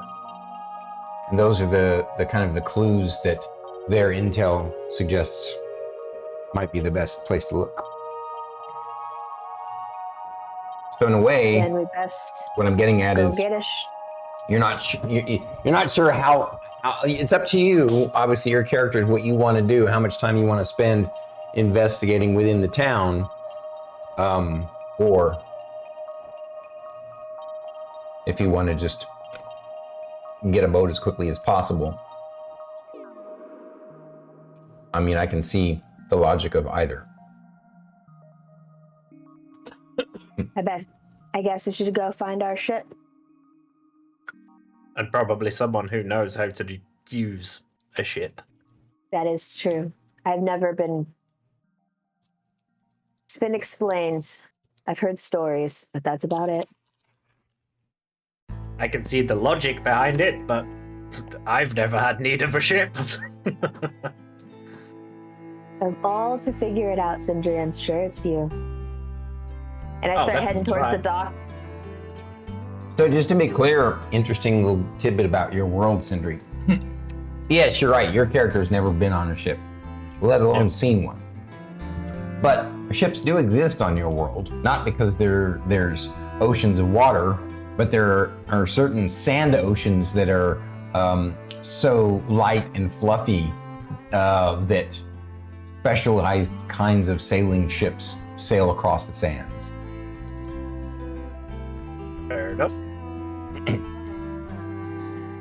And of course, from Baleon, Merrik's world, it's there's galleons and boats and ships and stuff. Probably been on at least one at one point. Thyra. Yes. Okay, before we go get a boat, I think we can quite literally accomplish two things at once. Though we have a relative idea on where we'd like to look. That was the intel given then, and we don't have current intel now by comparison. So I do think it's a good idea to ask, like, hey, we're heading up north. I want to try to avoid those things. I've heard stories of them being around here. Is that what you've heard? And just see if they have an idea on where they might currently be docked at while you go procure the boat. Doesn't hurt to ask. Not to mention, we can just keep in touch with this, and I'll just toss her the spare sending stone. Just tuck it in my pocket. Actually, I have a better idea. Sindri, you want to go with Thyra? Procure the boat. Sure. Excellent. Shae, do you want to come with me and go ask some people down at the docks that are working about if we know where they would go if they were them? Sure. Okay, I thought we were supposed to ignore everybody but you and Mr. Sindri. Or did I hear that wrong? You're not wrong. Anyone talking about the monument people, when they stop talking about shit, that's what we ignore. Oh, okay. Yeah, if I don't understand them, I'll probably ignore them, and you'll be fine. Okay. Cool. Sindri, you know how to work the sending stone, yeah? Yeah, you're smart enough to be able to figure it out. It's simple tech.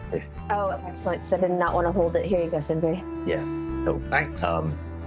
Yeah. Thank you. All right. And then I will I'll shove off. All right, so you guys conquering. take it that we know that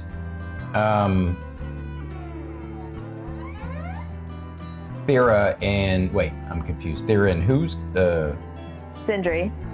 So Thyra and Sindri. Okay, Thyra and Sindri are going to go to the main docks looking to procure a ship or boat. Correct. And the other two of you, who do you want to go talk to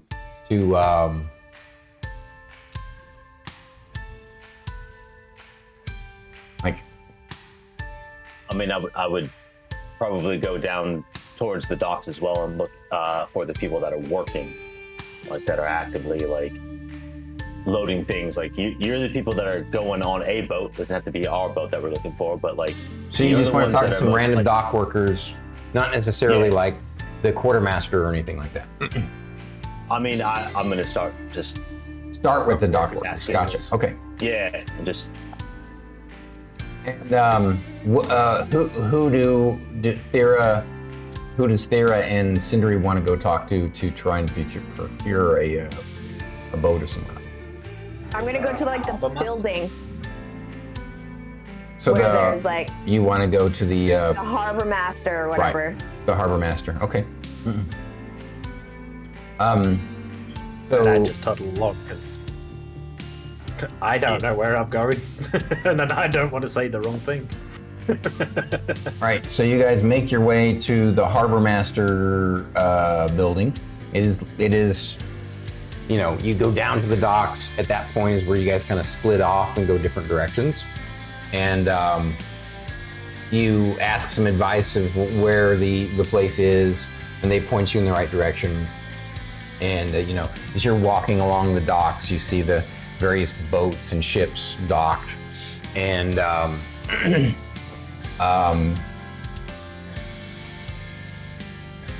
Thyra and Sindri eventually find the Gogengrin Harbor Master building, and that's what it's labeled, and go inside. There's a line waiting to see a clerk, and behind the clerk in an office you can see what looks to be probably the quartermaster back there looking through paperwork and stuff. Get in line. Okay. There's only about 4 people ahead of you. And but while you're waiting in line, we'll jump over to Shae and Merrik as they kind of veer off to the right down to the northern, or excuse me, it'd be the southern edge of the dock area.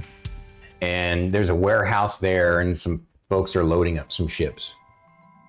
And you see some dock workers. You see a couple of guys look like they're dock workers, but they're taking a little break. And they're standing next to some crates while the other dock workers are loading a ship. First off, how does it feel to be at the fantasy DMV right now? Hate it. I hate it. The fantasy what? DMV. Oh, the fantasy DMV. Yeah, you're like, fuck, I'm in line. He's got paperwork. He's not doing anything. Please have your paperwork filled out.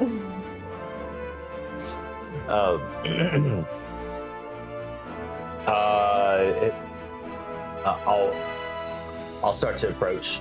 Good sirs. What you want, little man?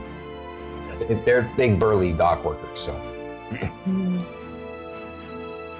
Do I have to look up at them like I have to look up at Thyra? Yeah.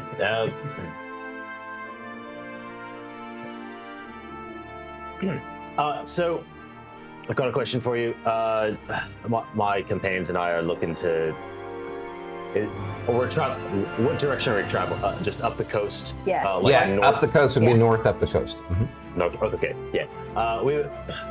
We're looking to travel north up the coast, and I understand there's been some unfortunate raiding that's been happening with a couple of some pirates. One of the guys interrupts you and says, "Yeah, those damn pirates." Yeah. May the demons all take them.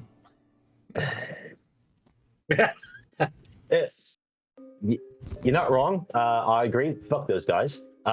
So, I've heard stories that they're either hiding out in like an unmarked like grove or grotto, or perhaps a sea cave.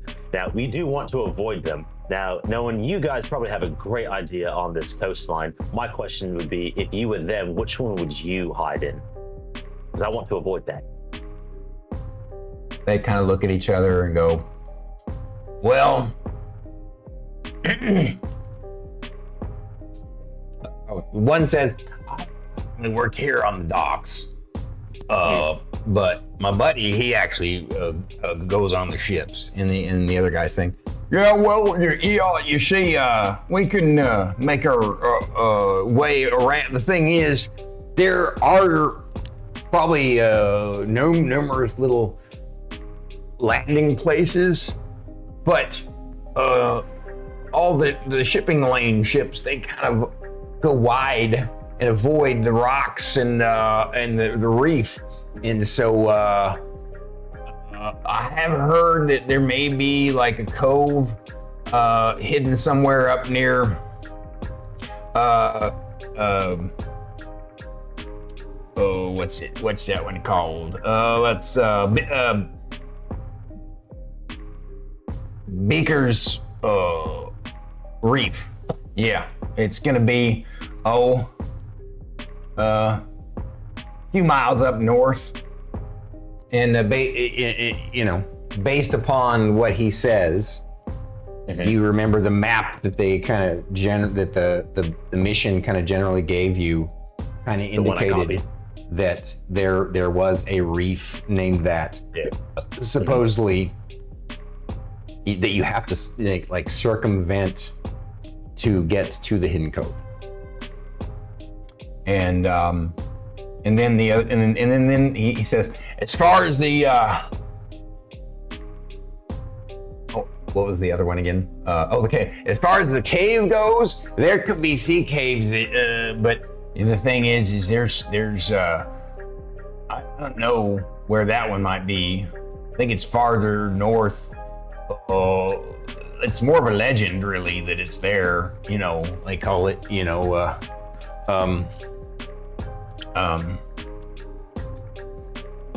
they call it the Warrior's Retreat, but that's just a joke name. No one's ever seen it, as far as I know, because you'd have to be able to navigate the rushing water and the rocks and the reef to find this cave. It'd be kind of rough and tough.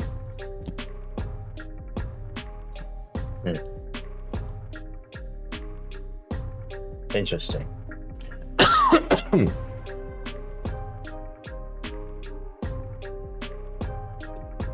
Well, I appreciate you providing your insight. Of course.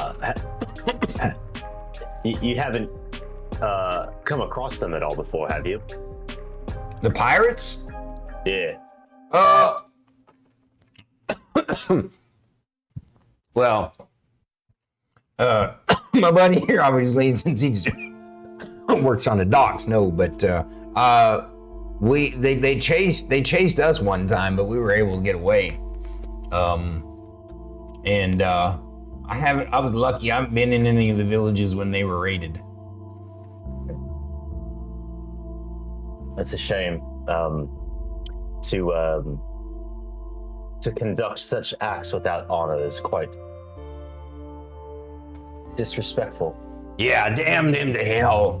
May the demons all take them.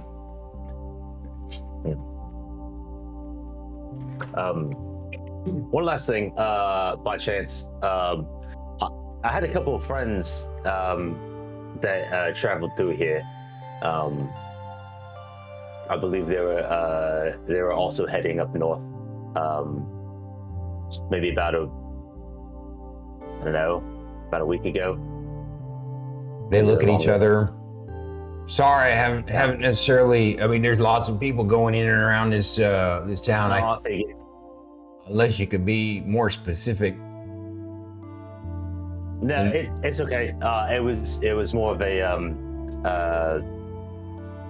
I was trying to surprise them. I said I couldn't go, but that's all right. I'm sure I'll catch up with them later, unless they got descended upon those pirates, and that would be that unfortunate. If good luck in hiring yourself a ship, I recommend you also hire some good bodyguards to go along with you. Oh, fantastic! Do you have any recommendations? I'm sure the quartermaster's office can recommend whoever's available. Gotcha. Anybody you'd stay away from? No, I think most of the folks that work here are, do you solid.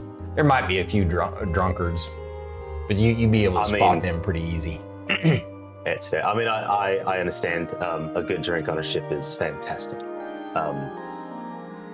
Well, gentlemen, again, I appreciate your insight. I hope you have a fantastic rest of your day. I hope your seafaring is safe, and I hope you don't get accosted by those damned pirates. Same to you. Be careful. I appreciate it. I'm sure to let you know if I make it back, if I survived. And I walk away. They shrug as you're walking away. Like, yeah, I don't give a fuck. So now back to Sindri and Thyra. The line has you've been patiently waiting, and the line it's now you're next in line, and the clerk is a little dwarven lady, and she's parked on a tall stool behind the counter. Oh, it's our turn? Yes, she says, next. Okay. What can I do for you? We need a ship.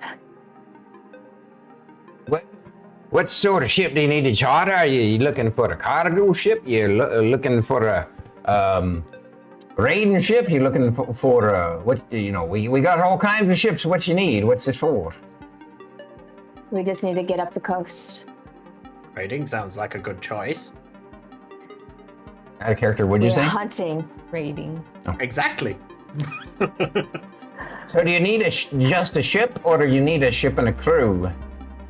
We would prefer one with a crew. Well, obviously that's going to cost you a pretty penny, but because things are a little bit more expensive right now because of the pirates. But let's talk about it a bit. What you just need to travel? Is it a particular location you need to travel up north to? We're hunting the pirates. You're what? You're bounty hunters then? Correct. Oh, I see. And you've picked up your charter for the bounty? And out of character, that was you guys were given some paperwork for this world that was the charter for the bounty. I pull it out and I hand it to her. So would your character have it, you think? I have a copy. No, the only one was given to you because remember, it's meant to be of everybody. I would have had it, right? Because I was going to go get the boat. We would have done that. Yeah, I guess that makes sense. I'll give that. I mean, if knowing having the charter, if she's gonna go procure the boat, I would be like, I'd have if it. anything, if Merrik had it, he probably would have handed it to Sindri because it's paperwork. No offense. Because the pull comes out crumpled. Yeah, steel's broken. Cracked. She takes a look at it and says, very good. This is exciting news. Tell you what, if you don't mind stepping aside right here, I'm going to go get the quartermaster, and he's going to work things out with you, and so we'll get you taken care of. Step aside right there. I'll be right back. And she runs, waddles off the stool. Jumps off the stool and waddles to that back office. Quartermaster, there's some folks, some bounty hunters here for you. They need to procure a ship. They're going after the pirates. And he says, oh, do they look more capable than the last ones? And you guys hear that, and she says, well, I don't know. It's only a couple of them, but it's not for me to decide. It's for you. And he's like, oh, well, all right. I'll see what's what. And before they get there, I want to ask Thyra something before they come back. Okay. While we've got a second to ourselves. Yeah. Thyra, while we have nobody listening, just because I can't 100% remember, what's the case with spell casting on this place? That's a good question. So, spell casting is a little bit rarer here, but there's no kind of cultural prejudice against spellcasters. So I'll share that to her, and then you could go ahead and relay that RP to him. Though many people admire strength here, you will not be judged for your magic. It's only how you wield it. I just wanted to check because I know in my world they're not very keen on wizards. They're fine with sorcerers, but not wizards. And just didn't want to, if I was going to get us in any trouble when I suddenly react with some form of magic, especially warming myself up. Not here. Great to know. Thank you for that. All right. And I wouldn't let them do that Probably to you, pass that to Sindri. Merrik afterwards. About this No, time. you wouldn't, but... Oh, I'm sorry. You guys were still going. Go ahead. No, we were done. We were just tailing off. Still. All right. About this time, the dwarven clerk waddles back, jumps into her seat, and says, "Next," to help the next person. And following her is the quartermaster. He's a really, he seems surprisingly kind of stout for his age. He looks old, but he looks really burly and stout. You know, almost, he kind of looks kind of, he's got a bushy beard similar to BT. And he's bald on top, but he's got like long. Wait, is he just BT? This long stringy hair along the sides and in the back. And he's got an anger tattoo on his forehead, or not his forehead, the top of his head. And he's wearing, you know, kind of seaman's outfit. No, BT. No, it was her face. Oh, okay. I was fine with it, and I saw her pull her face in it, and that was it. I was gone. He's basically sleeveless, and he's got these like really Popeye-looking arms. Yeah. And so anyway, he big, you know, cuffed boots. He clomps over to you. He's about 6 feet tall, and he says, We're eye to eye. "Yeah. Well, I understand you are some bounty hunters, adventurers. Is that right? So you're here for you got a legal charter. May I see it, please?" I hand it to him. Oh, very good, very good. Okay. Well. And then I just smack it against Sindri's chest so he can deal with it. Take it. Okay. There's a slight delay. Just he looks down at the little guy. He's like, "So, it's just you and your strange man-child?" I don't appreciate you. Man-child. Shh. Enough, Sindri. Yep. I don't appreciate those words towards my friend. And we are one half of an entire crew. There's 4 of us in total. Ah, fair enough. I didn't mean no offense, madam. I just wanted to make sure that I didn't, you know, send y'all to your doom. So, you say you're a party of 4. You obviously look like a capable warrior. What's,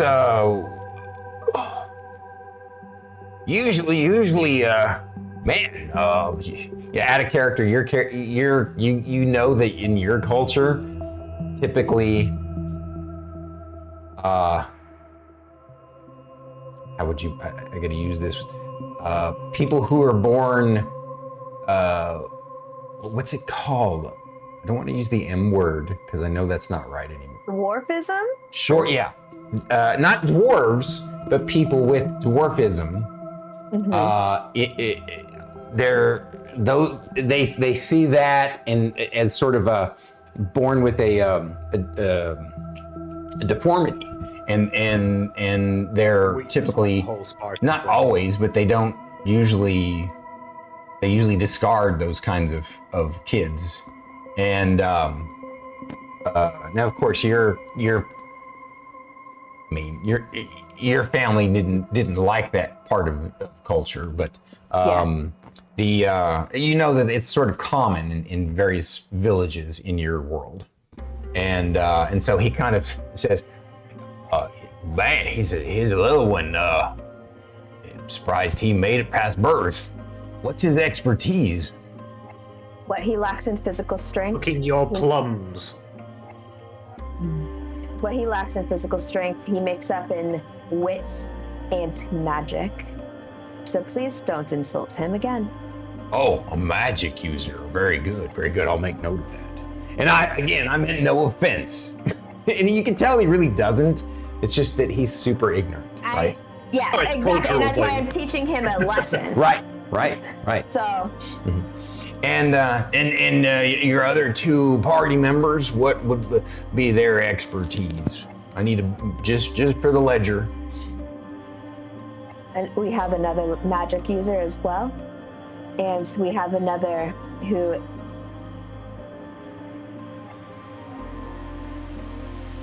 who I highly suggest not comment on her size. But she is excellent when it comes to wielding a mace. Is she also like him?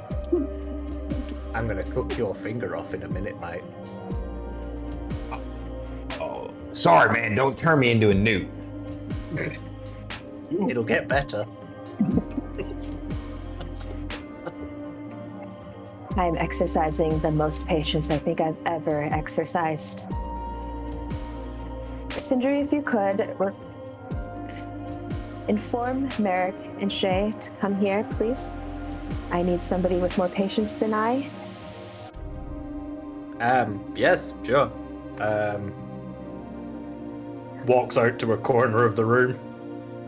He says, As soon as I'm alone with him, Mhm. I understand that we are an eclectic group of people. I want you to be very careful of the words you use when you, my friends, enter this building. Show them respect. They deserve it.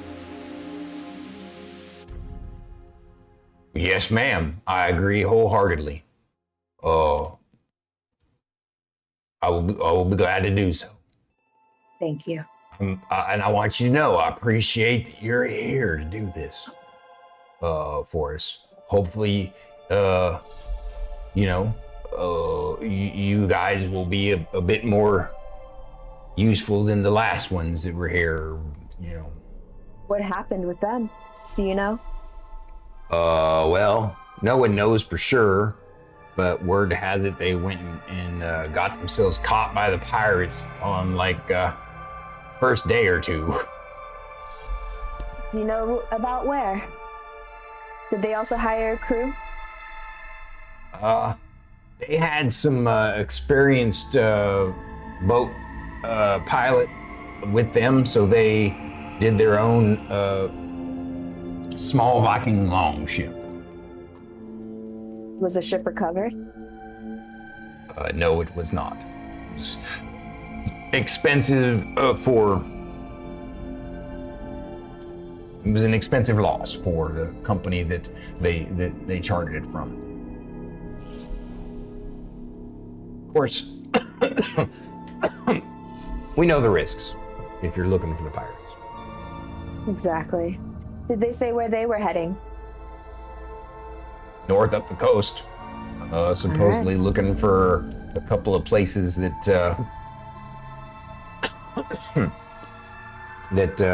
they had a line on. All they have to say. Have you heard anything recently since they've left? From others traveling? Yeah, the Jarl's men let us know that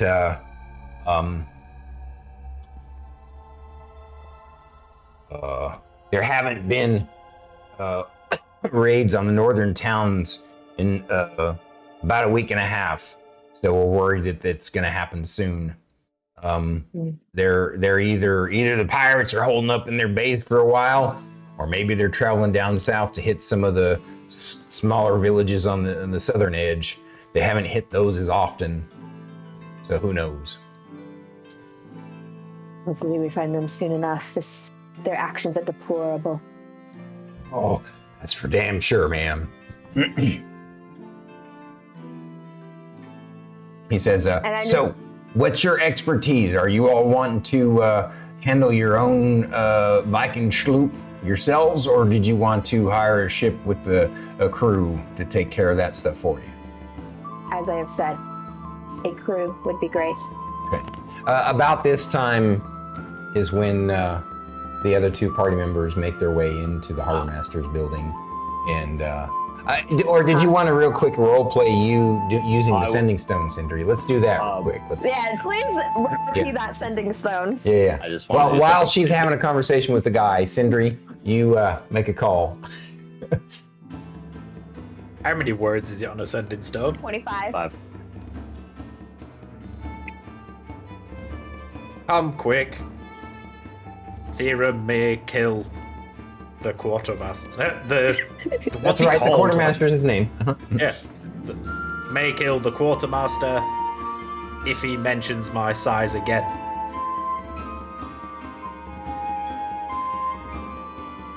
Hurry. So, do you respond As it back? goes off, I will say fake giggles because like, oh, ring, banana phone. Hello. Banana phone. That's all I wanted. I didn't.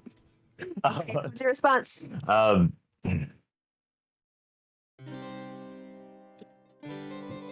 fuck. Be there shortly. Could we take him now?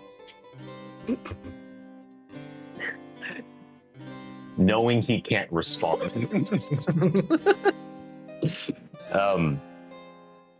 He has 15 more words left. How many? 15. 15. Got intel. Might need a ship that can navigate the. Was it the reefs? Yes, the Beaker Reefs. Might need a ship to navigate Beaker Reefs. Okay. Yeah, there you go. You had like 3 left, but whatever. All right. Beep boop bop. Beep boop bop. So I take it that you wait, Sindri, at the door, waiting to see them. No, I assumed that I'd walk over back to Thyra and just give her a nudge saying, done. Okay. So yeah, I take it you guys do rush. You pick up the pace and double time it. Okay. Thyra's mad. So you guys double time it, and pretty soon you come to the Harbor Master's building and come inside, and of course you see where Thyra and Sindri are talking to what looks like obviously the quartermaster. Like if you had seen him walking along the docks, you would have guessed this guy was the quartermaster. And he's got kind of a wide-eyed look on his face, and Thyra's got a real serious look on her face. Thyra's like leaning on the counter, like one elbow down, pointed, and like. I'm just gonna. I got it. Sindri just looks up at Merrik and goes, "Yes, we could."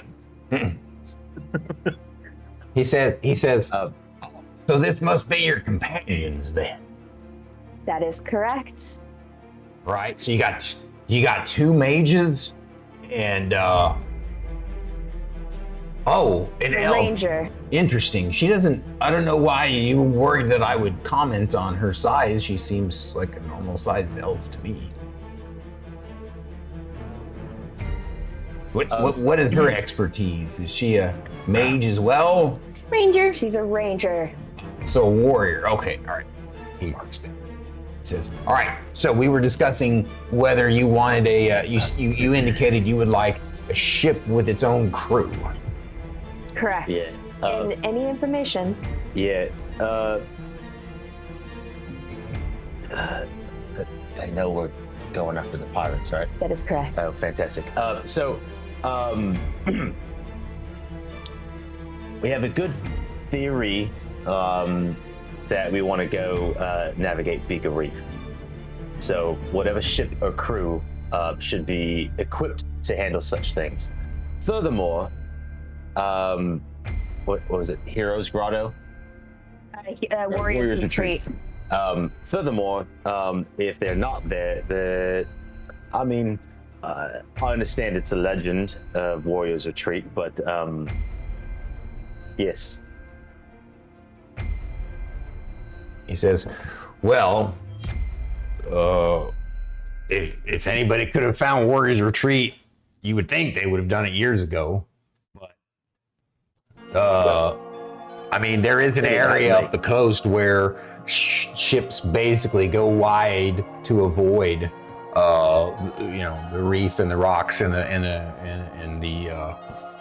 tide. So I guess there could be a cave there. As far as Beaker Reef goes, I have heard stories that there is some sort of cove there that almost nobody can ever make it to.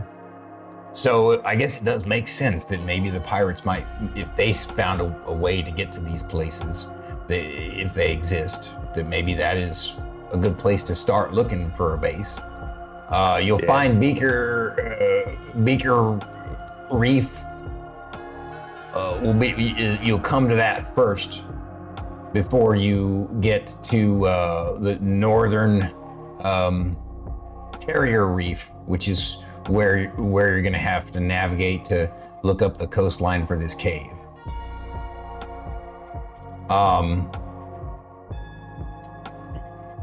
He says, as far as hiring a ship with a crew that's willing to put themselves in that level of danger, I mean, already they're going to be putting themselves in danger because you're looking for the pirates. And then now you're asking them to navigate some of the toughest reefs in this area. It's not going to be a cheap charter, that's for sure. Speaking of that, do you want to give me just a moment so I can converse with my friends here? Of course, yes. Cool. Let me continue filling out this paperwork for you then. Oh, fantastic. I usually do that. Okay.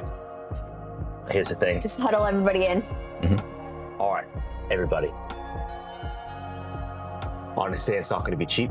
I know we were given some currency for this world to be able to procure the ship. I don't know if it would be arguably enough for what we're asking, right?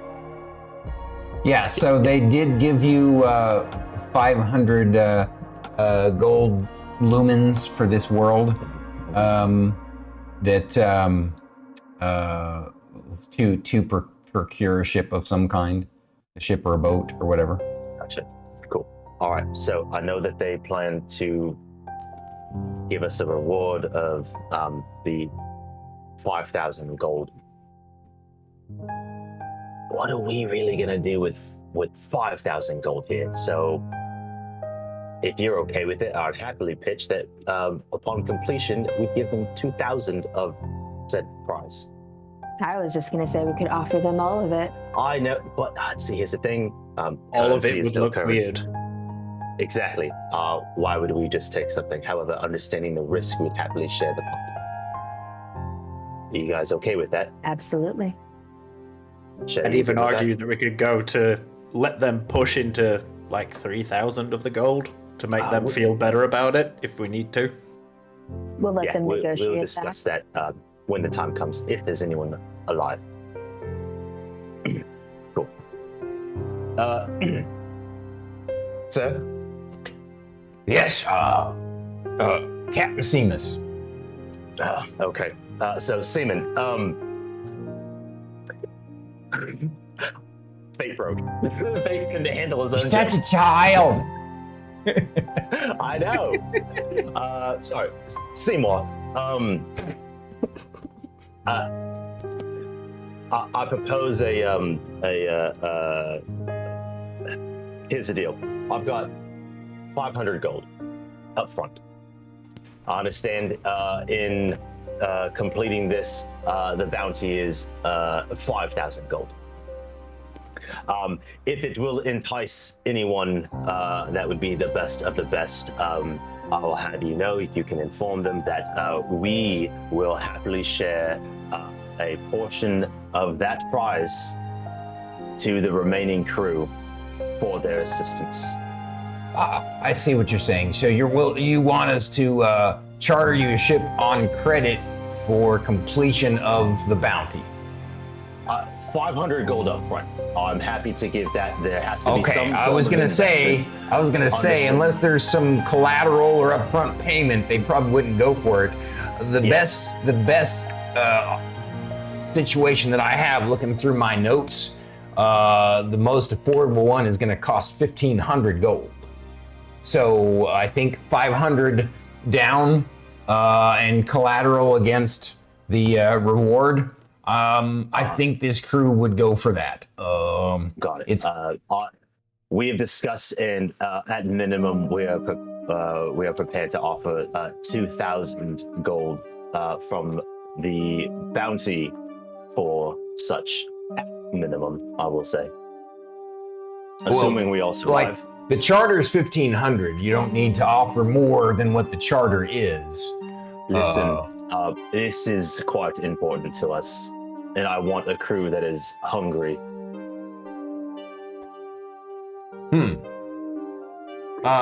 Consider it a bonus payment.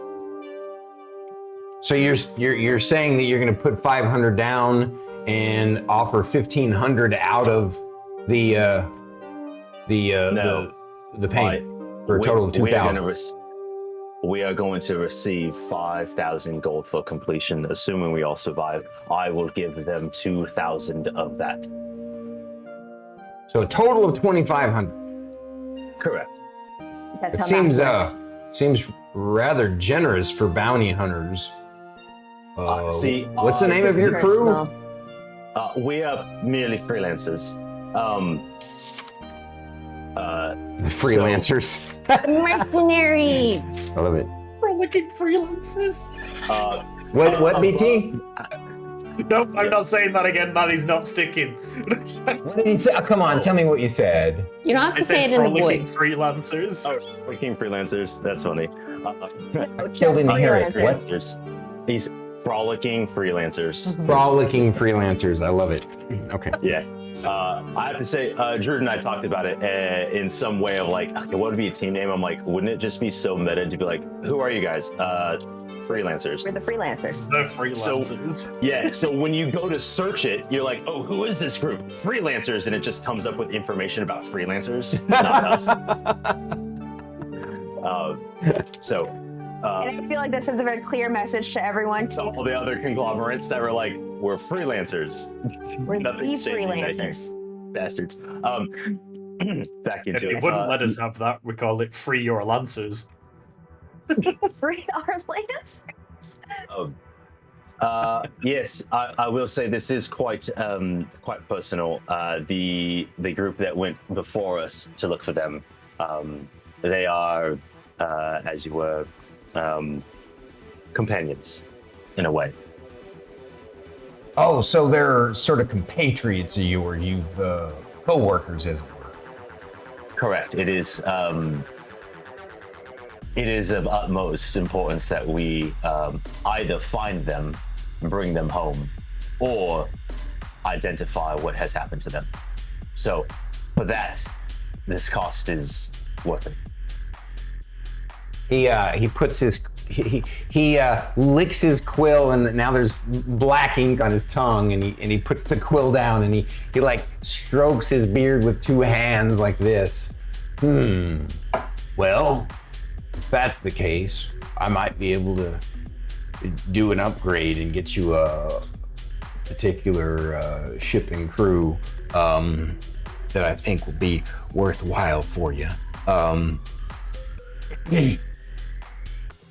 I'm just gonna turn. I'm gonna turn to Shae. Do you have any questions for the quartermaster? And then I stand there, arms crossed, and I stare so deeply into his soul, making sure that he is kind and respectful to Shae.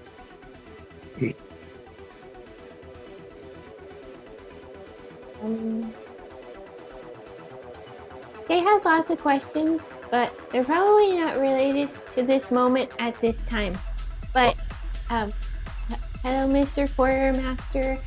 Anything you can do to help us out would be very much appreciated. Well, it's all right if you got questions. I'll be glad to try and answer them for you. Are you sure? Sure. We'll hold What's you a to that. pirate? he looks at you guys and then looks at her. You said that you are willing to answer all of her questions. No, I understand. You all know what a pirate is, though, right? Yes. Okay. So you're asking, I see, she's testing me, isn't she? Well, pirate is basically like a raider, but they do it from ships on the ocean. Your character would know what a raider is. Oh. You know, they're like sea bandits. Oh. Okay, for some reason Shae was thinking they were giant rats. She's joking me, isn't she? I like it. You got a sense of humor. I appreciate that. Yes. Shae, that's funny. I like that one. Any more questions, Shae? No, Shae just thought pirates were big rats that served pie. I know. They just eat pies. As soon as you said it, Shae, I knew exactly what it was. The guy, the quartermaster busts up laughing. She must have an ex-secondary job as a bard, huh? No, I grew up in the boonies. He says, I believe that. Yes. But that's all right. I grew up in the boonies too. So I'm just thinking of the boonies of this world. I just see the boonies of this world and you hear the you got like stilt huts on the water. No. Gross and marsh.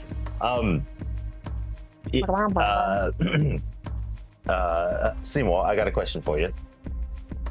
it's Seamus, sir. That's what I said. No, He Mr. can't Merrik, keep his own joke. did you? Did you? Yes. Go ahead. Seamus,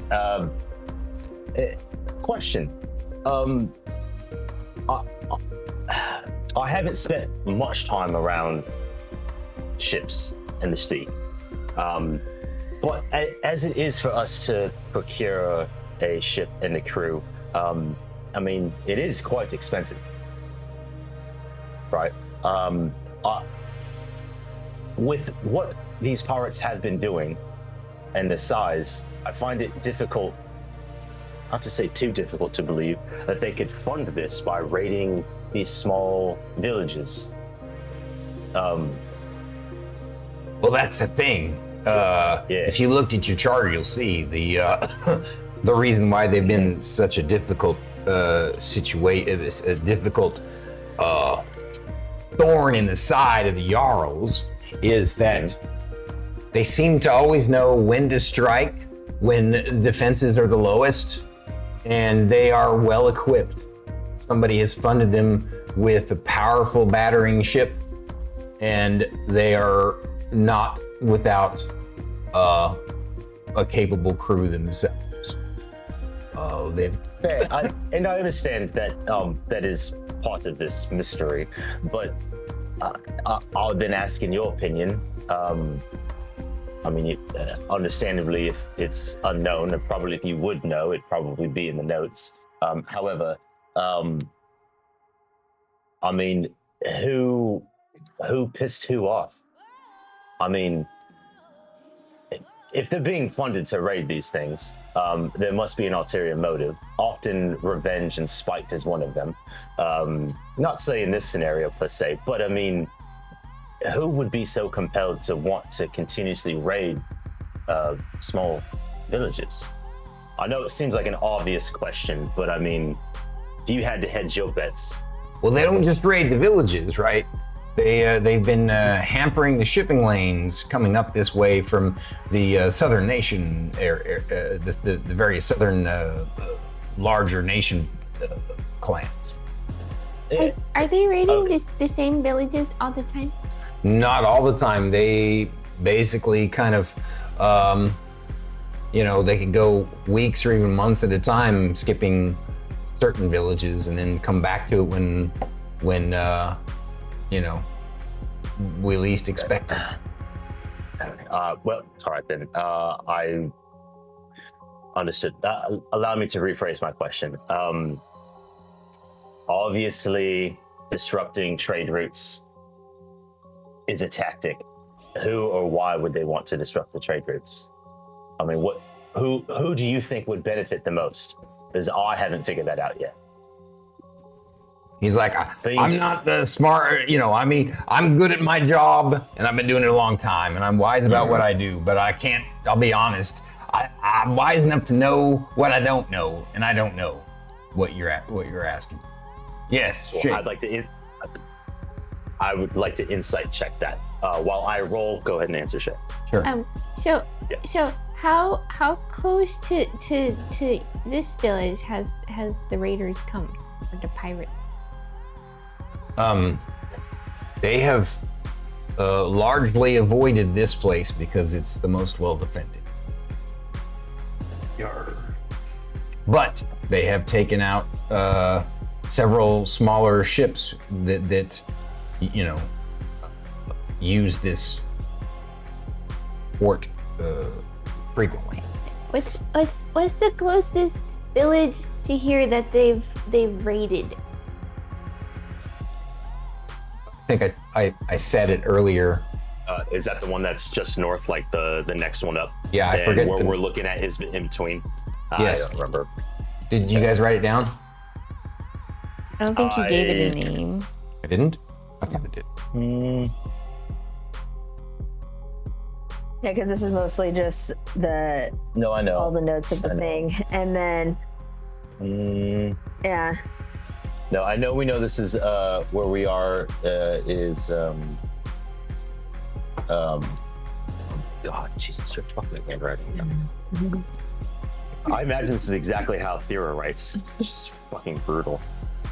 Thyra has better handwriting than Fern, though. Let me see if. Because the pirate guy is Gorm, right? Correct. Yeah. We're in Gojinshen. I can spell that for you if you want. This township is Gojengren, which is Gojungren. And then up the coast. The scribble starts with a G. It does. You know what? I will say that the approximation of letters there are very similar to what Stormy said. However, I had to interpret that, so it's not very clear. Scribbles that look like words, but Yeah, aren't. can you fucking read that consistently? I managed to get 4 off that entire page. And I've been with her for 8 years, and I'm still figuring it out. Look at you rounding up. He tells you, he answers her question. It's the village of Sharnite. Sharnite. Sharnite? Yeah, SCHARNITE. Right.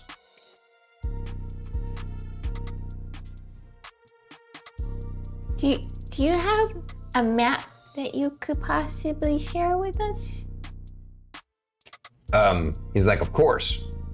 He provides you a map. Although you remember looking at the mission briefing, and the digital map they gave you is way better than what he provides. But he does provide you with an actual sea chart. Can't use it. Go ahead. Here. Has there been any reports that these pirates have magic users as well? Oh yes, they have, of course. Gorm is known. He's kind of always been a ne'er-do-well, and I guess he had a rough upbringing or whatever, and his family clan, the Arasune, they've always been kind of rough and tumble, and I guess he's trying to make a name for himself. And on his crew, they have, of course, your random smattering of brawlers and folks, but we do believe that there are some mage users. Do you know how many is on his group? No, we don't have those kind of details. Yeah. So for my insight on asking him if he knows who could be funding him, I rolled 19 total. So you get the sense that he's not trying to be deceptive or hold anything back, but you feel like he has enough knowledge that, like, he might have a hypothesis, but it'd be like a shot in the dark, spaghetti at the wall kind of thing. That he's just kind of holding back to himself, kind of thing. Got it. You can try and pry it out of him politely if you want to.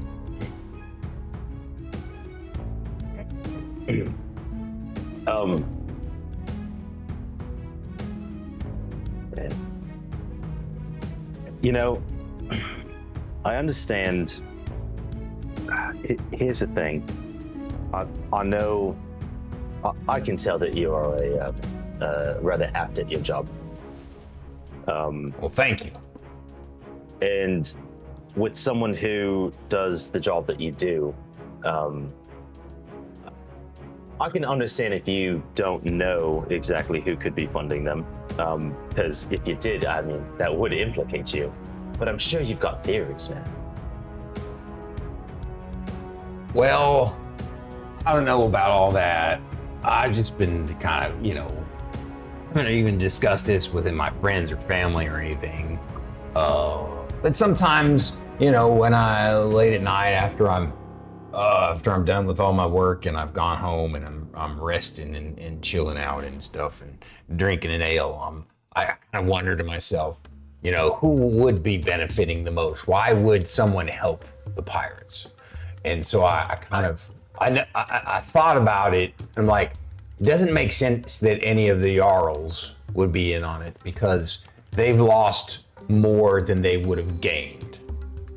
That makes sense. Yeah, but it does interest me that it has created a different kind of market in town.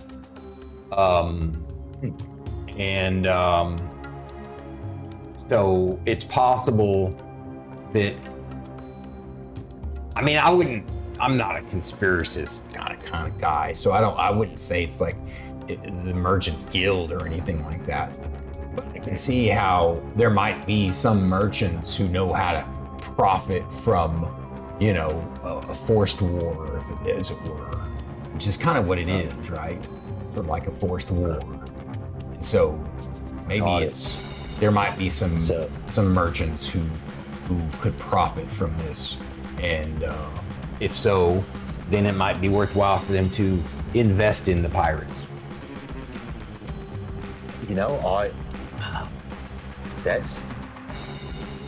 I like that. I mean, looking at it logically makes sense. There is war profiteering.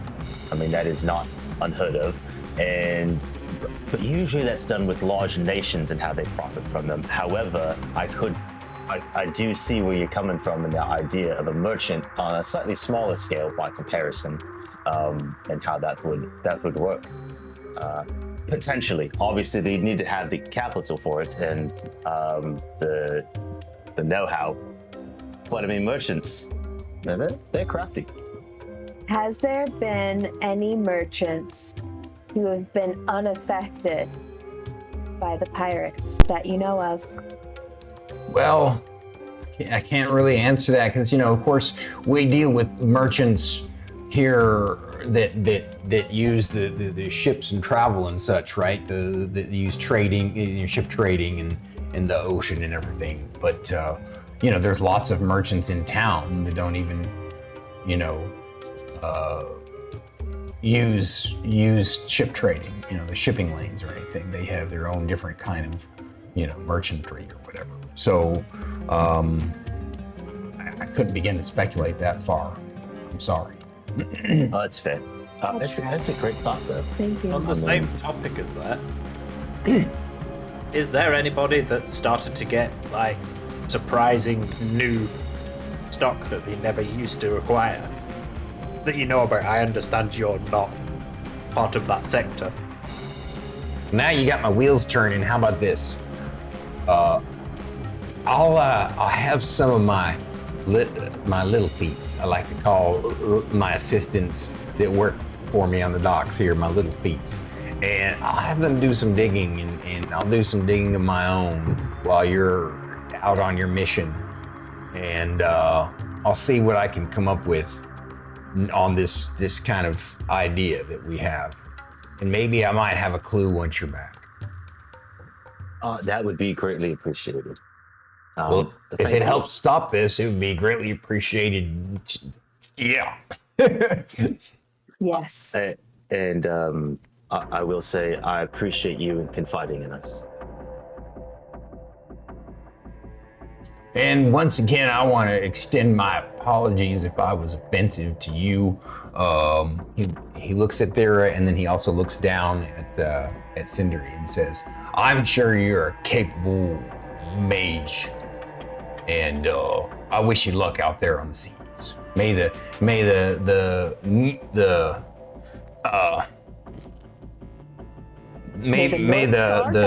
Valkyrian of the water take thee into their warm embrace."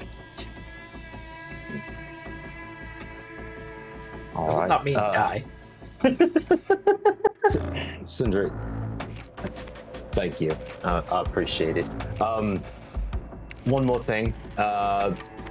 About how long would you say it would be before the crew is ready to go?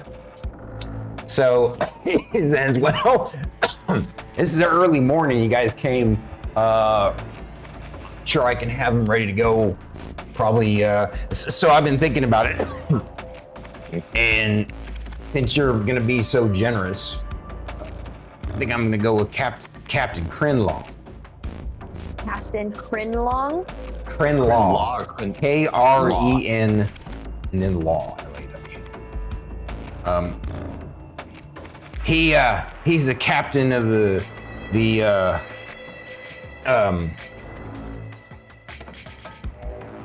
of one of the fastest, most maneuverable Viking sloops, but it's and it's called the Smoke on the Water. Smoke on the water. I was like, oh God, I could hear it, but I couldn't think of the yeah. Okay. What did you say they'd be ready by afternoon? Yes, I'm sure I can have them ready after lunch. Okay.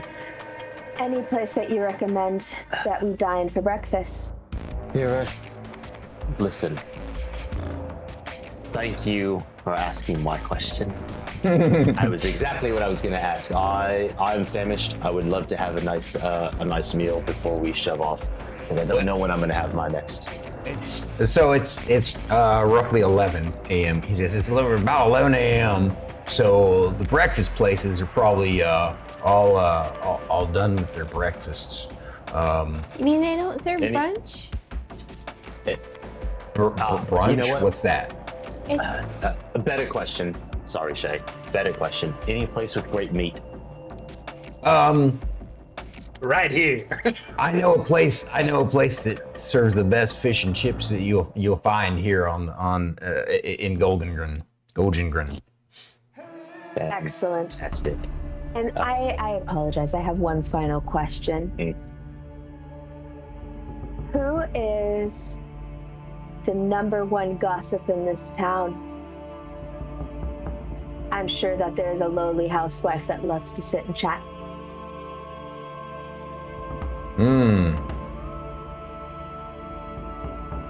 That'd probably be old Greta.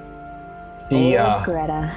She's got a little sea shanty, a little farther, a little bit north of the docks. She has a what? A sea shanty. You're cutting out on that. Say that one more time. Sea shanty. A sea shanty. A sea shanty. Yeah. Basically, it's like a little cottage on the beach.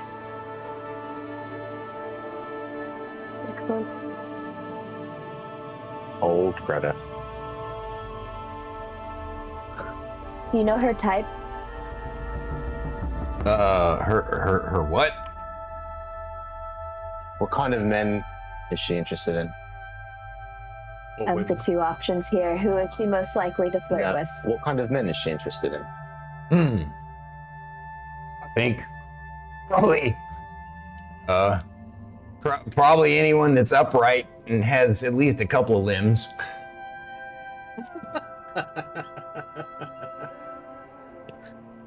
Oh, don't look at me. We've got Sindri over here. He can look like anyone. That is true. He does seem like a handsome little devil. I'm gonna tell you this. His spirit is just as fiery as he is. Oh. And you're about to find out how fiery Merrik. Listen, I don't want to tell him about the third leg, man. I mean, all right, mind. TMI now, TMI, he says. Yeah. Let me get this paperwork taken care of. Let me write you up a receipt. I just need your your 500 gold piece collateral. As he's saying it, it's pump, just unceremoniously. He kind of looks surprised at that, but he then he just does his thing, writing out a receipt. Here's a receipt, and for that, and here's the contract attached with the charter. Please sign here, indicating that you're willing to give up 2,000 of the reward for the crew that takes you out. Yeah. All right. Signed with like the most elaborate fucking signature. I believe that. Yeah, that definitely suits your character. Just you have him look at it and be like, "The fuck are you from, man?" Just so out there, does not fit. Mm-hmm. Yeah. All right, and that seems like a perfect place for a break. So enjoy your snackings and your relieving of the biology and all that stuff. Do we remember which intermission I gave last time? We're gonna do intermission that one. Hot damn, I called it. It was intermission 2 last time. All right, we'll do intermission 1 this time. Enjoy the intermission show, guys. The comedy hijinks from last year. And campaign. Yeah, we'll be back in roughly 10 minutes, and we'll chat with you guys a little bit before we get started again. Their picture on Discord. Oh, it's only over your own picture. You see it on. Okay. Yeah.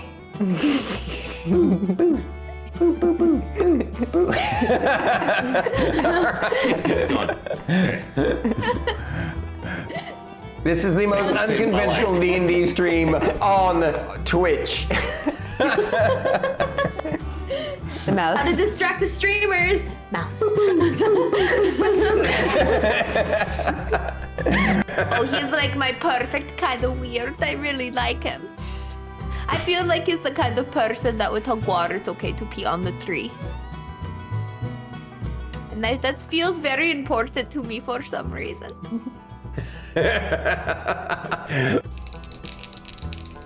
My hair is so heavy today. Well, you did wash it. It's full of water. I know. So stretch, right? Stretch. Oh. Fencer's pose. Oh, okay, now you're showing off. Don't do that.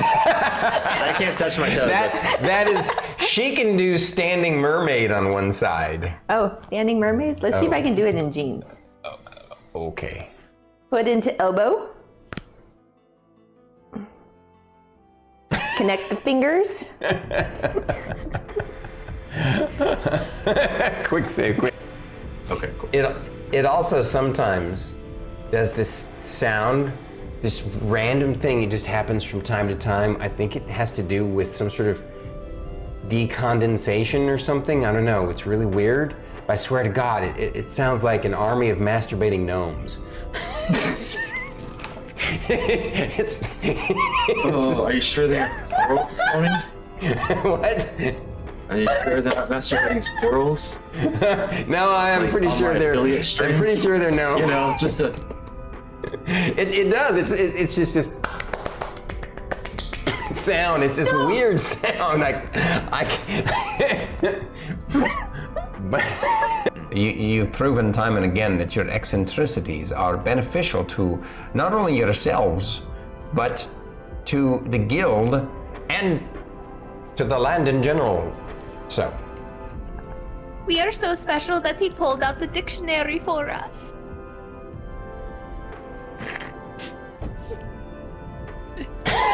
He used big words. and the day had come. The party was ready to begin their fights in the arena against the number 2 ranked guild. Here they are, up against them.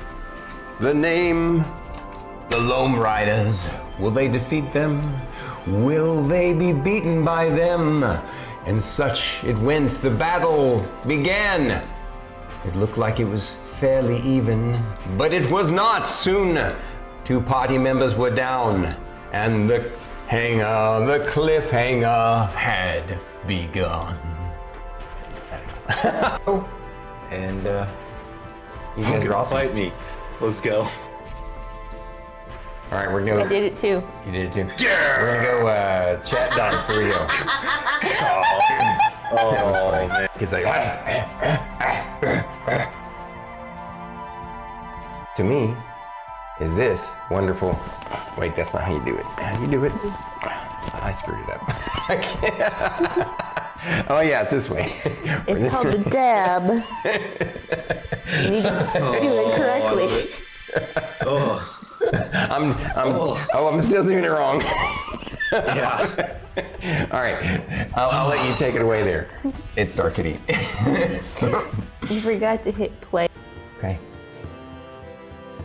And we're gonna add cinnamon and a little The extra character, she wants pancakes now. Thank you. There's only one way I'll accept pancakes. Stormer's got to wear the outfit.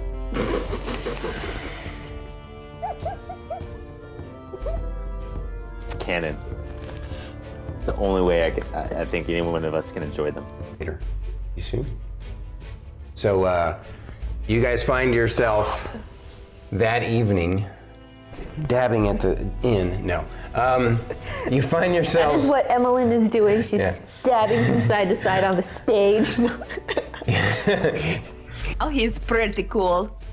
Okay. My Chonkapillar. Chonkapillar's ass liked him. The butt. Chonka butter. It's a little tiny, like, excellent. A little anime X for his little bunghole.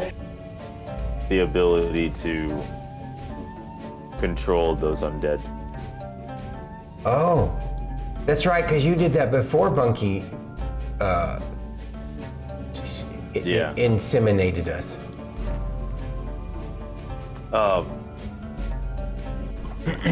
Alright, and the Bob Ross moment has ended. Eating my butt. Freaking chair. And that deep-throated person over there, the one with the green hair. Just kidding. We were going down ha-ha. Oh, I didn't mean like that deep. I meant like deep sounding voice. Oops. deep what?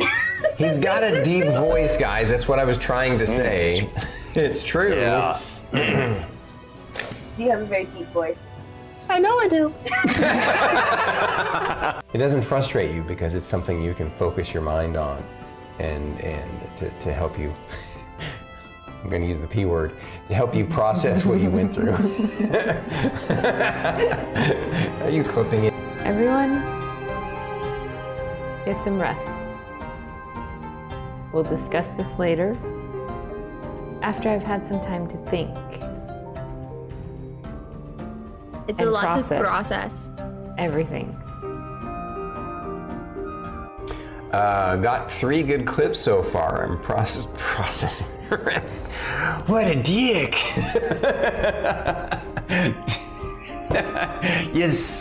You snuck it in there. You got me to say it. Looks like you have a question, Fern. Is it the same color, the same blue glow? Yes. No, I think if you scroll over their picture on Discord. Oh, it's only over your own picture. You see it on. Oh, okay. Yeah. Boo, boo, boo, boo, boo, boo. It's gone. This is the most unconventional D&D stream on Twitch. The mouse. How to distract the streamers? Mouse. Oh, he's like my perfect kind of weird. I really like him. I feel like he's the kind of person that would talk water. Hi guys, it's just me for now. Decided to come back and relax with you guys for a little bit. Tantan, hello! Big stormy hugs to you. How you doing? Thank you for shouting her out, Kieran. What? What the hell? There's a little. I'm on the floor playing with the boo. BT's on the floor playing with the boo. Hi, Vlad. Hi, DeMarco. Hi, Tantan. Hi, Lord of Bushido. All of the screeches. Tantan's lurking at her parents' house. Aw, thank you so much for the lurkins, Tantan. I know you aren't hearing this, but that's okay. Goes out into the ether of the universe for you. The vibe will get there. Caffeinated zombies having a good time here with us. I love it. Zach! Hell yeah.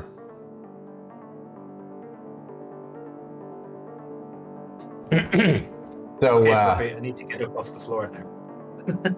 what was that, BT? Oh, I was just talking to the boo saying I need to get up off the floor now. Coming up? Come on then.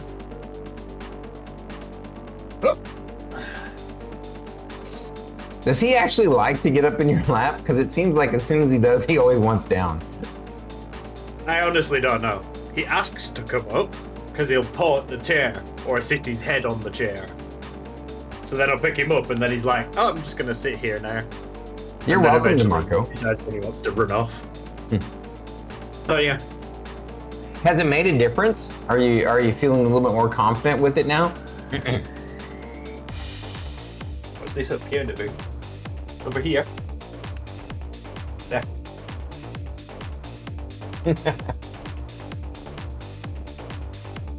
He's still sitting there letting you scratch and pet him, and he's wagging his tail, so he must be happy. To be honest, it's only when he gets distracted by flies or something else that he decides he wants to run off. Right. And I don't know if I said this the other day, but another good idea, DeMarco, in BG3, as in any TTRPG with turn-based combat, is to kind of sneak everywhere you go when you're traveling, when you're wandering around. Because one, when you're sneaking, you're moving slower, so that if there's traps, you'll more likely to see them before you trigger them.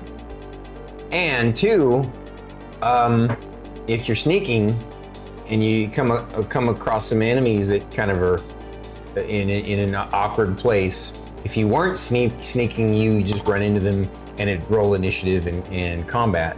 But the neat thing about sneaking in the game is you can create situations where you get the drop on the bad guys, and so sneak everywhere. Once when you're in combat zones, sneak everywhere. I'm gonna grab him a snack. I'll be a minute. Go on then, snack. Go. Bumpers is so demanding sometimes. It's okay. Thank you, Karen. Thank you. So, DeMarco, have you been enjoying BG3?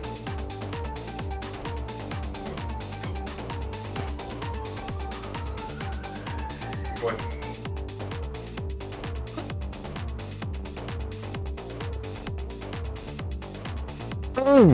Oh, that.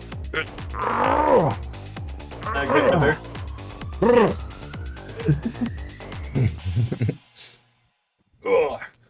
That's cool. Can't wait to play BG3 myself. Yep. It's good, it's good, it's good, it's good. It's that good that I own it twice. How many characters have you made in that game, BT?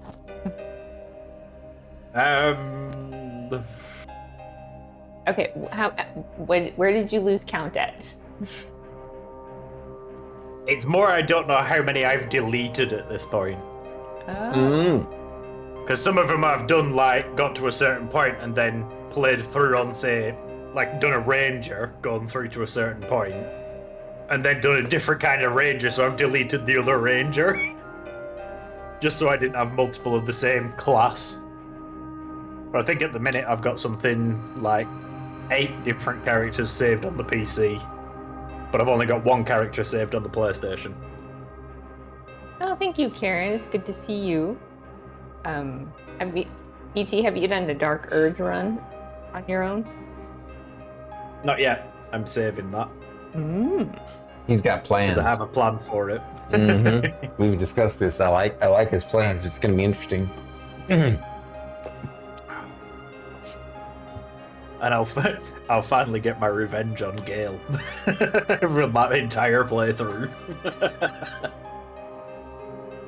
Revenge on Gale, as if Gale has actually wronged you in some personal way. He has, because he keeps moaning. Although, to be honest, we've been playing the game for what, like throughout second act and third act. He hasn't bothered us at all. No, because he's all locked off now, isn't he?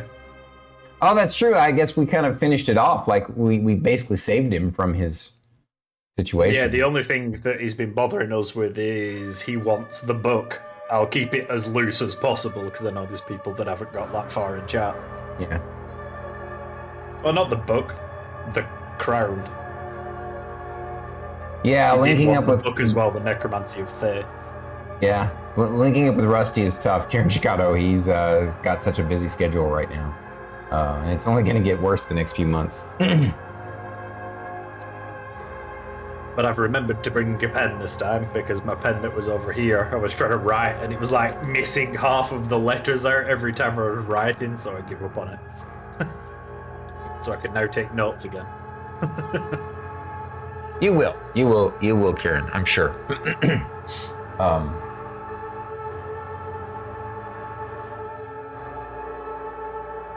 I mean, some of the most fun that we had was in Act 1, DeMarco, so enjoy your time there. Don't rush it.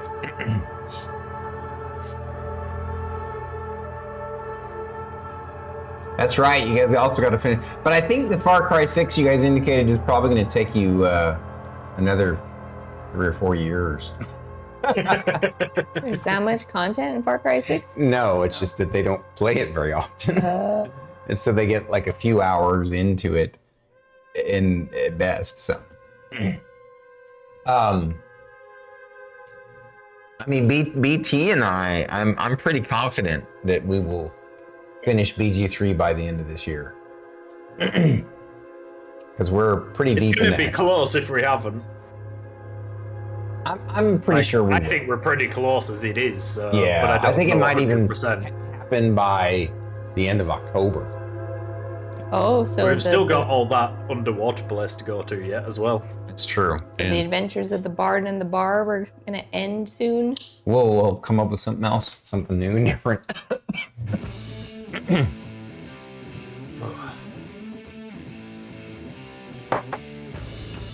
can play a mod where you can have 2 teams at the same time.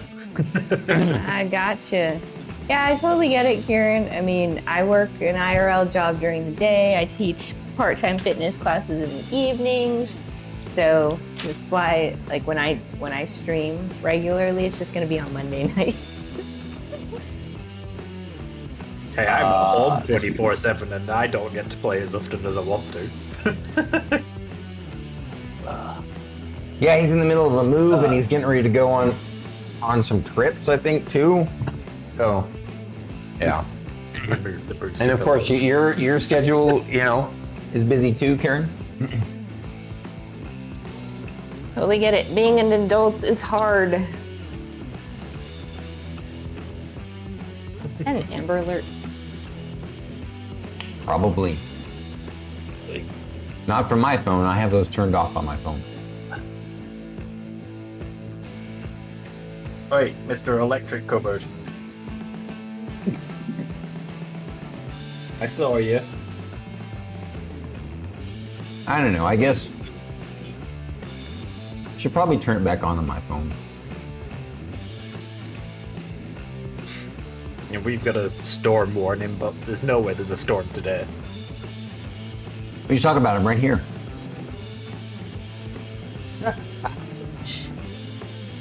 I woke up this morning, there was an alert on my phone from the Met Office for storm warnings here, and there's no chance there's a storm happening here. It's not warm enough, it doesn't have the smell in the air, it's just not there.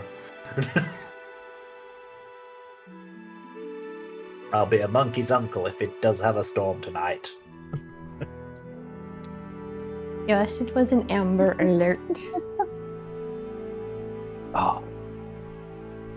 Trying to see if I can turn it off, but I mean, you can go into the Monkeys. settings and turn it off, but honestly, I'm tempted to turn mine back on because I mean, if you think about it. Sad puppy. I mean, yeah, you and I, we're not out that often, so it seems like unlikely. now we're like, we're actively like, where's this car? Where's this car? Yeah, no, but I mean, we could be out for a drive Yeah. and get the Amber Alert, and if enough people get the Amber Alert and listen to it, it increases the odds of potentially saving someone's life. So Yeah. and usually a kid's life. Well, I mean, it is not usually. I guess Amber Alerts are kidnapped kids. So Yeah. There's different types of alerts depending on the age. What's up with you, sad puppy? Why are you pretending to be so sad? because he likes the attention that you give him when he looks sad. He knows how to manipulate Papa. You just stare under the chair then, pal.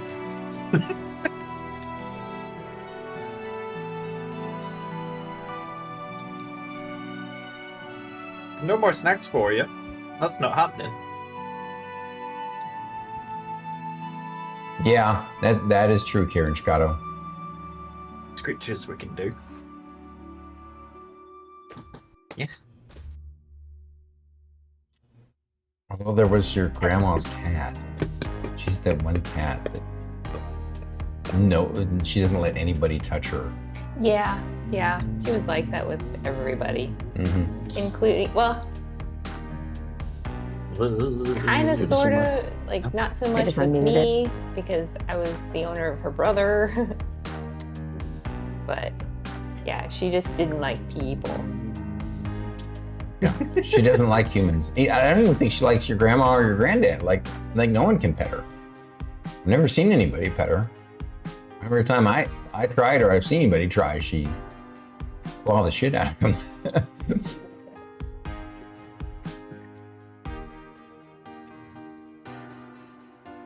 She's like, I tolerate you humans because you give me meat to eat, but that's about it. And that's the cat's right. Don't use those eyes. I refuse to accept your puppy dog eyes right now. All right. Looks like we're all back. Welcome back, guys. Good boy. Here in Chicago, I tolerate most humans. I think that's a majority of us. Yeah. I'm not even sure that I cannot say that sentence. Yeah, I was gonna say, I'm not sure I can say that sentence when I'm out driving. You can ask her. I'm not really very tolerant of other humans, especially when we're driving. I mean, I philosophically and altruistically love humans, but people are crazy assholes. Especially when they get behind a car, or the wheel of a car. Sorry. When they get behind a car. When they get behind the wheel of a car. Caffeinated Zombie, can you post that in Discord? You got a clip of us of them today. Thank you. I appreciate that. I was thinking we haven't had a clip in a while. You have Karen do it. Thank you. I mean, it's.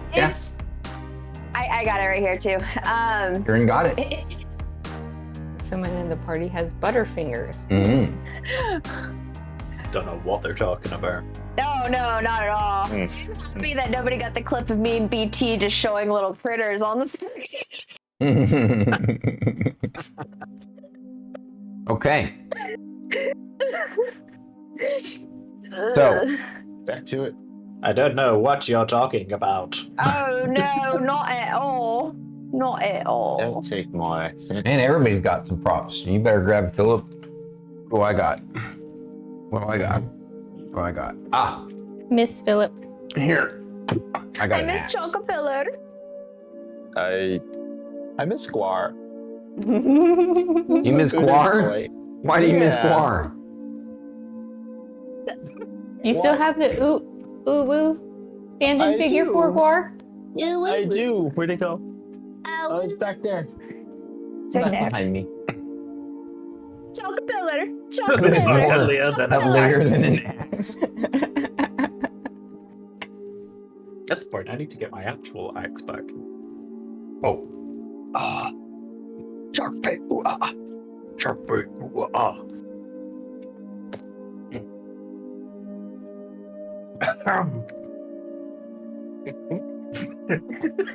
Well, Yeah, it always hung like that. did it? Yes. Okay. I feel it's more accurate if I do that before I put them on. That is factual. You like the props? Yeah. That's the Conan axe, and of course we have the Conan Atlantean sword, which is cool. Caffeinated zombie. And then we have the Witcher sword, which you only get to see in a different angle. Well, I don't think I have like where it's at. I don't think you guys get to see it very often, but there you go. Now this one, none of these they have real swords. These are all, rubber props, but. No. What are you talking about? Water. There we go. Caffeinated zombie. I just posted a picture in Stormy's Discord for you to gander at. Have a better view. A better view of the beard. There's a view where you can see all of them. There it is. Yeah.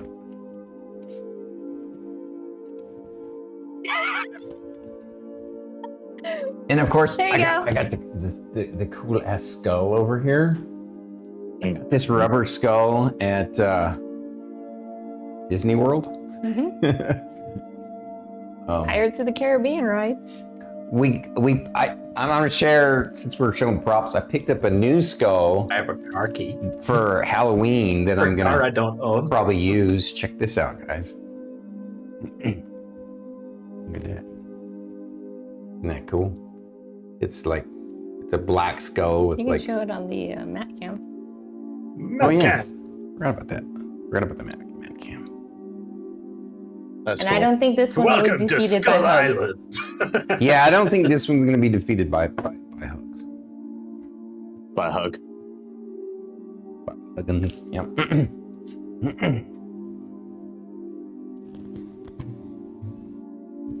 Oh, Caffeinated Zombie is a big skull fan, huh? Oh, that's cool. I love skulls too. Skulls and skeletons. Yep. It's a Marco. Oh. Ooh. BT, you have a Technically car- speaking, it's Bobo's car key now. Oh, were you like wanting to show off our antlers? Yeah. Do it. Antlers.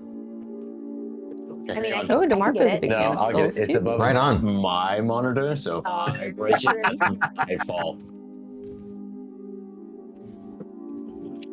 Yeah, so I'm an avid. this Halloween you'll see I have a couple of others as well.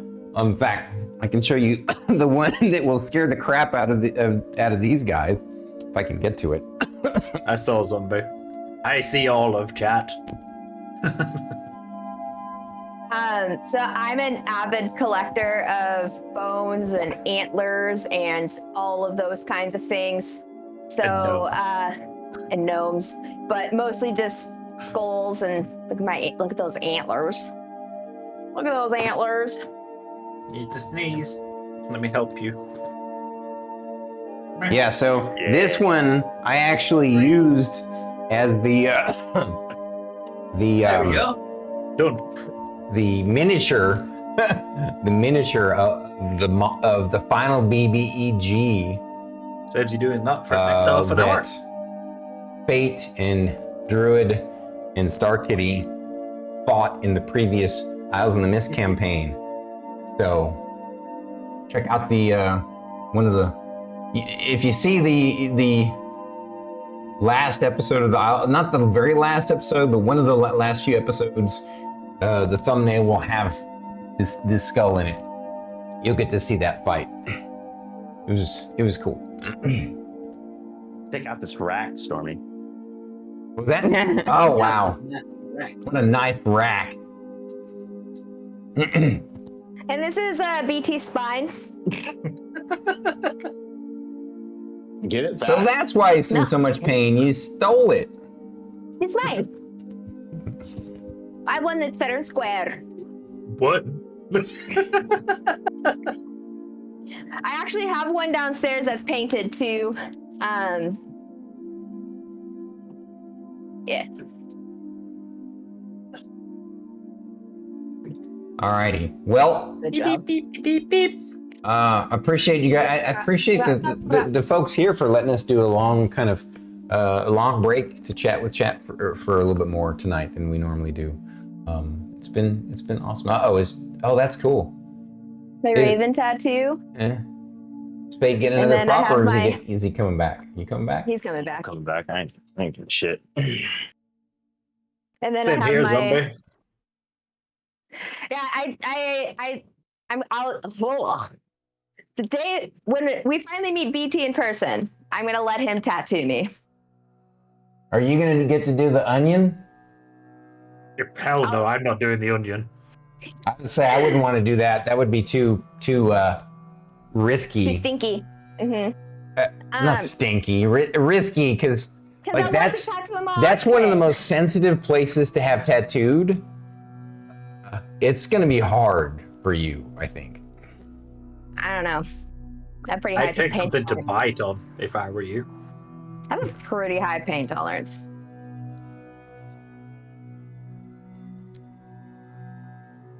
Interesting. All right, Dream the tattoo then. I think it's time to get back Dream into you it. getting the tattoo. What do you guys think? I'm fine with that. All right. It'll just be me going. Yeah, women do have a better tolerance for tattoos generally. I think women have a better tolerance for pain in general. If you think about it, I mean, they're the ones who give birth to babies. I wouldn't want to push a bowling ball through my penis. I hate that that's the second time I've heard you say that exact phrase. The first time was about a kidney It's in stone. my clips. Oh, that's right. I forgot about that. It's in your clips.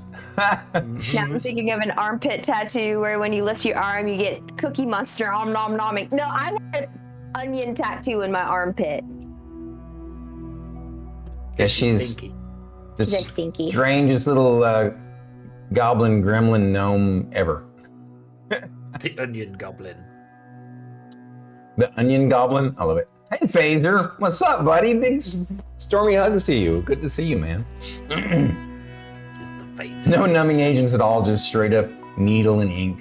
You use tattooing. Man, that's To be wild. fair, numbing agents a lot of the times will actually increase the pain levels because they make the skin like moist, so it drags more. Interesting. Yeah. Thank you for the shouty, Kieran Chicago. All right. We're going to go chat dark again, guys, to Alright, jump then. back into the role play. We got about another 45 more minutes for the RP this evening. So here we go. Thank you for coming, guys. Enjoy the show, and we'll chat with you again at the end. So, guys, did you want to RP going to the having fish and chips, or just sort of We can extract- exposition. exposition out of that? What do you guys think? Exposition? Okay. Yeah, I'm fine with that. Yeah. All right, you guys go to the place that he recommended, and from the outside, it looks like it's going to be one of these, because it's actually at the edge of the docks towards the north. It looks like it's going to be one of these rough places, right? And but when you go inside, it's a lot nicer than you expected, and everyone seems friendly and pretty subdued. And sure enough, they serve you guys fish and chips, as it's their specialty. And wow, it is the most, like, I don't think so. I think the only two characters that would have experienced this kind of food would be Thyra and Merrik. But Sindri and Shae, I mean, you ate lots of fish when you lived in the cave, but from the Not underground battered and lake. deep fried. Yeah, but not battered and deep fried in the French fries. That's like, and Sindri, this is not something that really exists on your world at all. So it is delightful. You love it. It's one of the most delicious things you've ever eaten in your life. And you're thinking to yourself, man, when we get back to Progentica, I want to see if they have something like this there. Starts researching fish. Add a character real quick. Do you like fish and chips? Yes and no. I've got to be in the mood for it. I live next door to a chippy, so it's like I can get it literally any day of the week, sometimes for free. Oh wow! Is it one of those things where you just kind of burn yourself out on it your whole life? To be honest, I actually got burnt out on it in one of my old jobs, because I used to do a lot of traveling with my lift engineering. My boss would always go to a chippy or a McDonald's, and both of them absolutely detest, because he used to go to them all the time. It's like, let's go for some actual food, not just a grease pit, please. I gotcha. Okay. But yeah. So Still do imagine, appreciate a good fish and imagine. I want you to imagine back when you were younger and you weren't burned out on it. The best fish and chips you've ever had. That's what this is like. I'm sorry, I'm torturing poor Druid over there. It's amusing because I even know where that fish and chips came from. It's about a 40-minute drive from where I am right now. Nice. To clarify for our audience, even though I can't see them right now, poor Druid, she used to love seafood, but she developed an allergy. So I blame California. whatever. And so Shae, it's also this fish in this form is new to you. You've never had fried fish before, and it's really tasty. So crunchy. Mm-hmm. And the fried potatoes are just like, wow, what is this? She's like, what kind of sauce is this? Mm-hmm. All right. So anyway, you guys enjoy your lunch and pass the time and go where the quartermaster told you which dock to go to he said to go there at 1 p.m. And so you guys kill a couple of hours. And you find a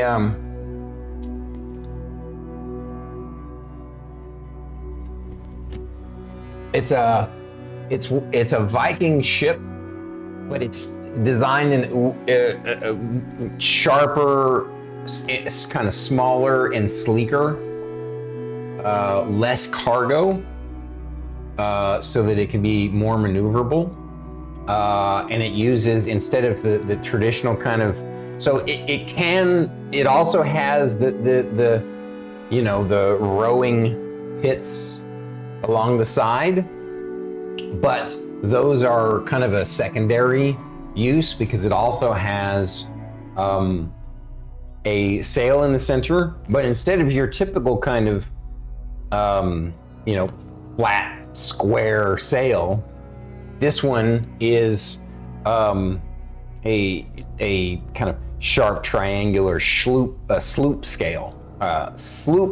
sail. Thank you. And so it's kind of an interesting mishmash of different types of shipping styles. And what's neat about this ship is that if there's no wind, they can still operate it, right? You also get the sense that the crew can potentially hold that thought. The crew can potentially use the oars to help with even more advanced maneuvering, even when using the sails. Yes. Your question. Were we gonna try and talk to Greta before we left? Do you think it's worth it? I mean, we do have somebody who's going to be just like sending feelers out while we're gone. Yeah, we might as well just get on the road or on the sea. On the road again. Just thought I'd ask because, I mean, you do have 2 hours to kill if you want to RP the last hour you went and found her shanty and try to talk to her. It's up to you guys. I mean, does that... Fate is indifferent. And if you want to, feel free. Otherwise, I'm also happy to suppress on. Same. I'm indifferent. I just thought I'd bring it up because... All right, let's have a vote from you guys. Everybody who wants to go talk to Greta, raise your hand. I think we're all indifferent, so we might as well just... Yeah, we can just press forward. Yeah.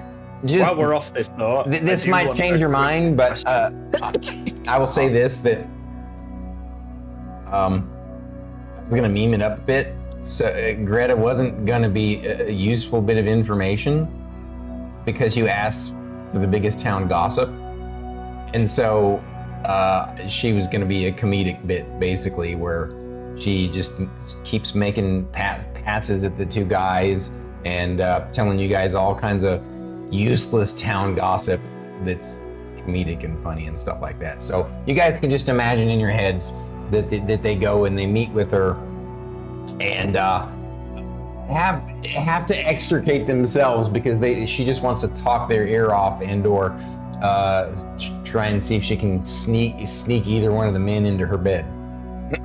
And by the end of it, they're just dragging Thyra out. That's just like... Sindri, grab her ankles. What am I gonna do?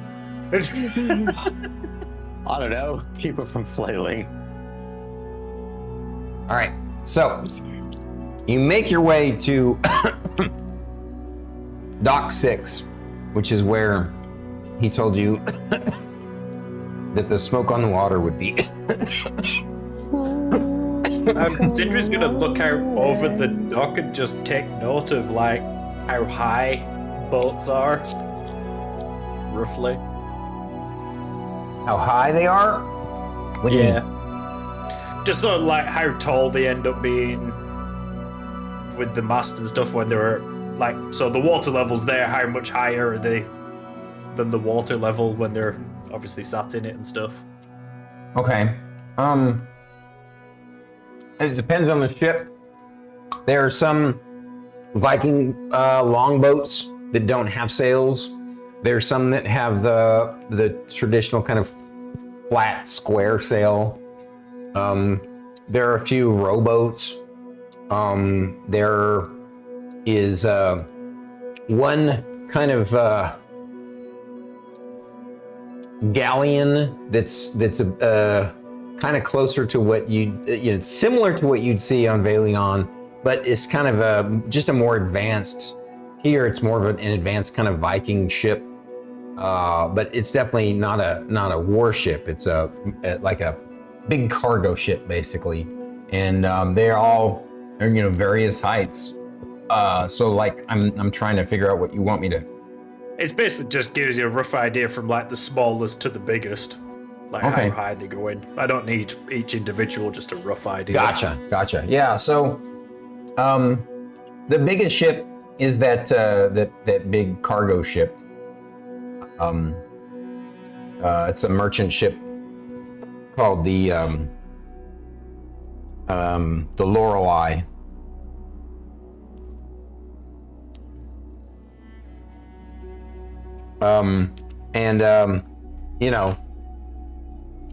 It's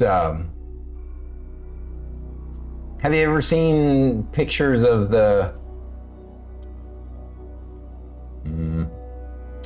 I'm sure you've seen in movies and stuff galleons, not the really huge ones, but like an average sized galleon. But in the context of this world, this is bigger than the other ships because it's a big cargo ship. Yeah. And of course, there are a few fishing boats that are just kind of small boats.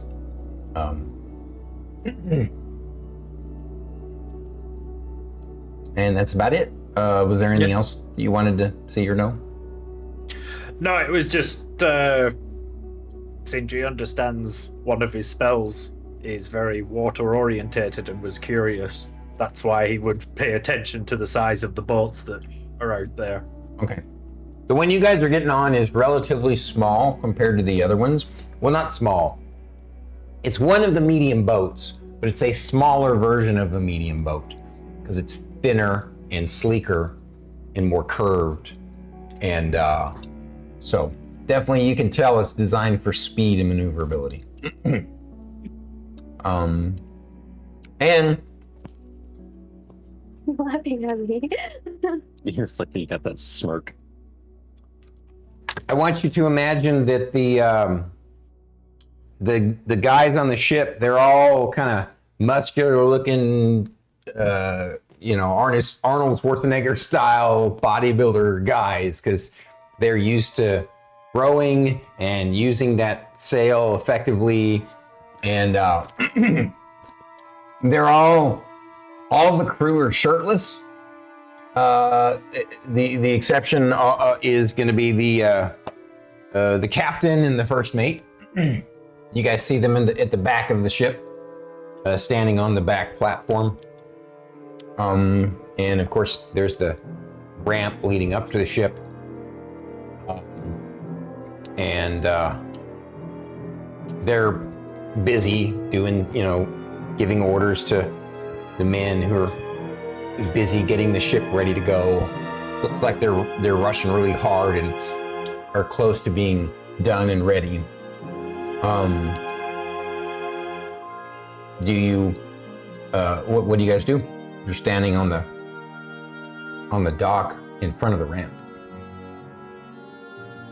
I walk on the ship towards the captain and the first mate. So you walk up the ramp with the intention of just going on the ship? Correct? Yeah. Okay. You're walking up the ramp. As you get close to the end, did the rest of you follow her?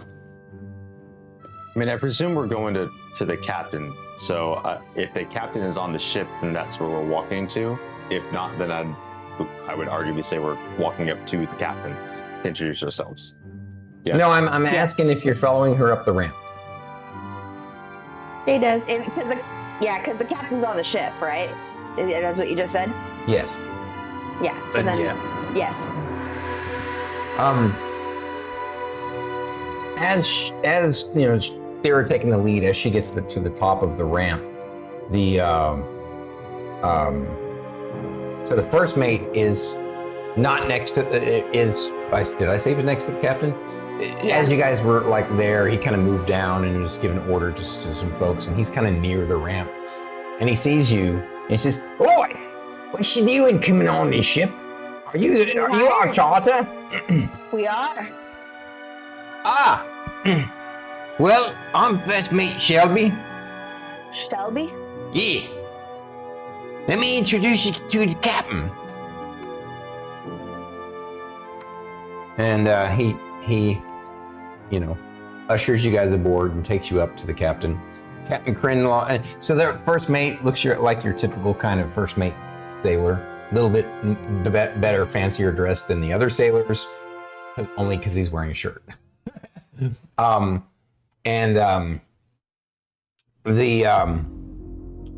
captain,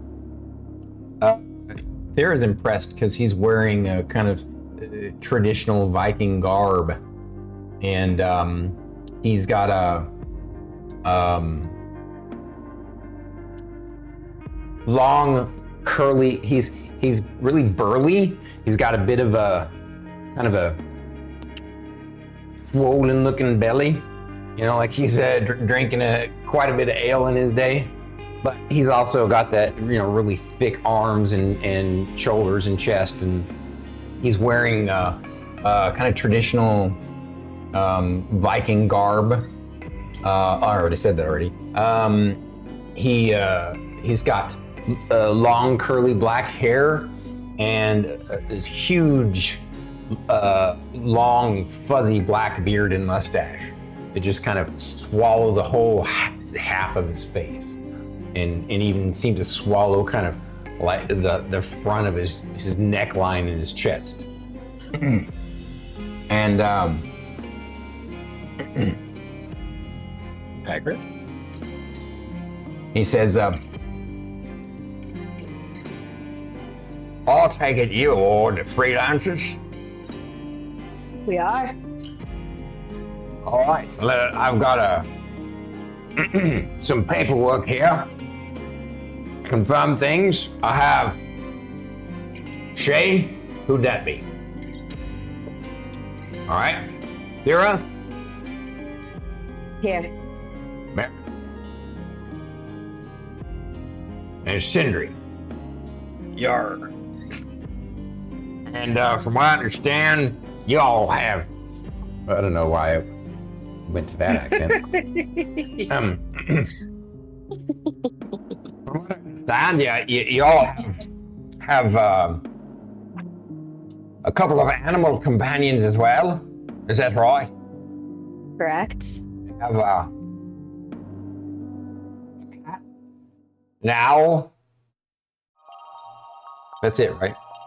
Yes. Yeah. Okay. A python in my trousers. So he kind of eyes you, looks you up and down, and says, "Tell me, paperwork says that you all want us to take on a dangerous mission. You've put Correct. quite a bit of money down, Correct. but apparently you're going to give us quite the generous reward of a large portion out of the final reward if we're able to catch these damn pirates. Is that right?" When we capture these damn pirates, and correct. I like your confidence. You definitely look like you come from some deep southern Viking stock, lady. Might I inquire about your heritage?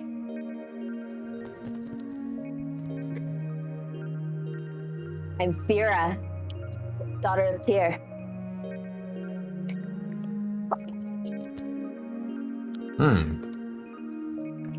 And this Tyr, what's his profession? He was also a warrior. An acclaimed warrior. I see. Looking at this paperwork, I understand that a couple of you are mages, That is correct. and I guess this one's what, a hunter of some kind? Ranger. Ranger. Sure what that is, but it's a warrior type, right? Yes. Correct. You see my mace and my rapier? Think warrior scout. So, yes, you've put down a lot of gold, and yes, you've put down a lot of credit from the reward towards what we're doing, but I need a little bit more reassurance than that from you, if you don't mind. Because What do you expect? the last crew that we didn't have anything to do with the last people who went out, but from what we understand, we believe they've been captured. And I know the captain of that boat, or the owner of that boat himself, was quite beside himself. So I don't want the same thing happen. I have quite a few crew members, as you can see. And so if you don't mind some reassurances, you don't seem much more capable than the last crew. What is it that makes you all special and able to tackle this monumental task for us? I'm going to invoke Giant's Might. He sees you, the ship, kind of sinks down just a little bit more into the water, and they hear the wood cracking and groaning a little bit under you. Not a lot, like it can support your weight, but it definitely is, that would happen. And the crew kind of stops what they're doing, and they're all wide-eyed, and the captain looks at you. All right. So, that seems quite impressive. What, This is just a fraction of what I am capable of. You should never judge a book by its cover. I said that correctly, right, Mr. Merrik? Yes. Well. And then I'll drop it, so then I'm back to normal size. Right. Never judge a scroll by its seal. Ooh. Say that again? Never judge a scroll by its seal. I'll never judge a scroll by its seal. I like that. That's good. Oh, that's great. Wow. That's really good. I hate how clever that is. It's going up on Druid's quotes for her stream. He says, well, would you mind showing me a little bit of your skills from your other folks? I understand that the two of you are mages, is it right? Correct? I'm just gonna tell you right now that I kinda have a specialty for fire magic, so are you sure you want me to do something with that?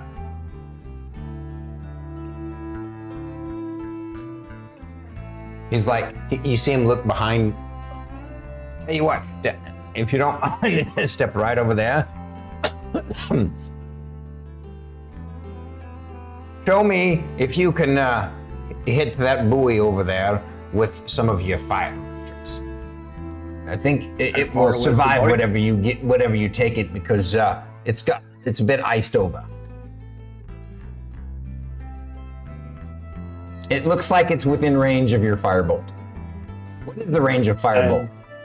What's the range of fireball? Yeah, 120. 20. Oh, yeah. Always BG3 throws that off because everything is 60 feet. It's like, or less.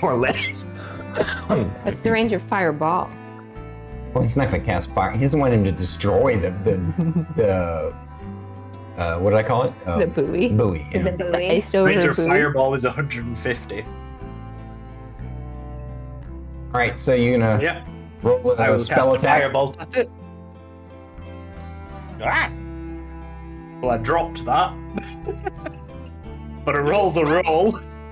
No. Go ahead and roll it in your whatever you got. I was willing to do it. It was a 2. No. Roll it. We don't count when they go on the ground. We always re-roll them here. Well, it landed where I rolled them. It's just I picked it up and it just went. As is a lot of things tonight, apparently. As long as you don't let the dog accidentally eat it.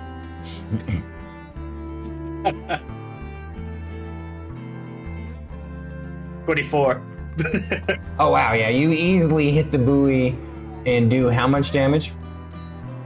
2d10.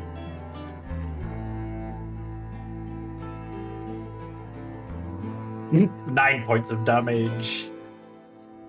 10, 11, 12, 13 points of damage. Oh wow, okay. So you not only do you basically melt off the ice that's surrounding that part where you hit, but you even kind of singe part of the buoy, and he looks impressed. Alrighty then. I definitely be careful with that on my ship. If we run into any sea creatures or pirates, please point that fire away from my ship. With pleasure. I do have other spells, but that's my speciality. No, I can understand why that would be quite good. So, how about the other mage? Now, I don't want them wasting too much of their magical power, though.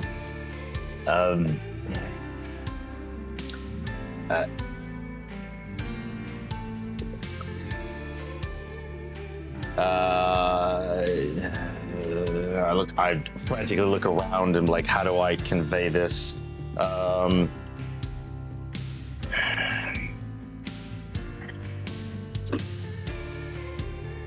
Well, I can kind of do the same thing he can. Quite literally. Are you both fire mage specialists? No. I mean, I'm quite adept at using fire, but I also have an aptitude for this, and I'll just like hold Shocking Grasp. It's not quite much I want to electrocute right now. I don't think you want to get touched by a taser. Did you say touched by a tailor? Taser. Tasers don't exist in this world. Your character wouldn't say that.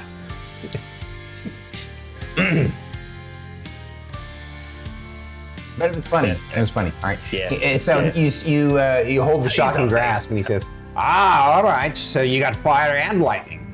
Well, very good. And finally, your elven hunter lady. She takes out both her weapons.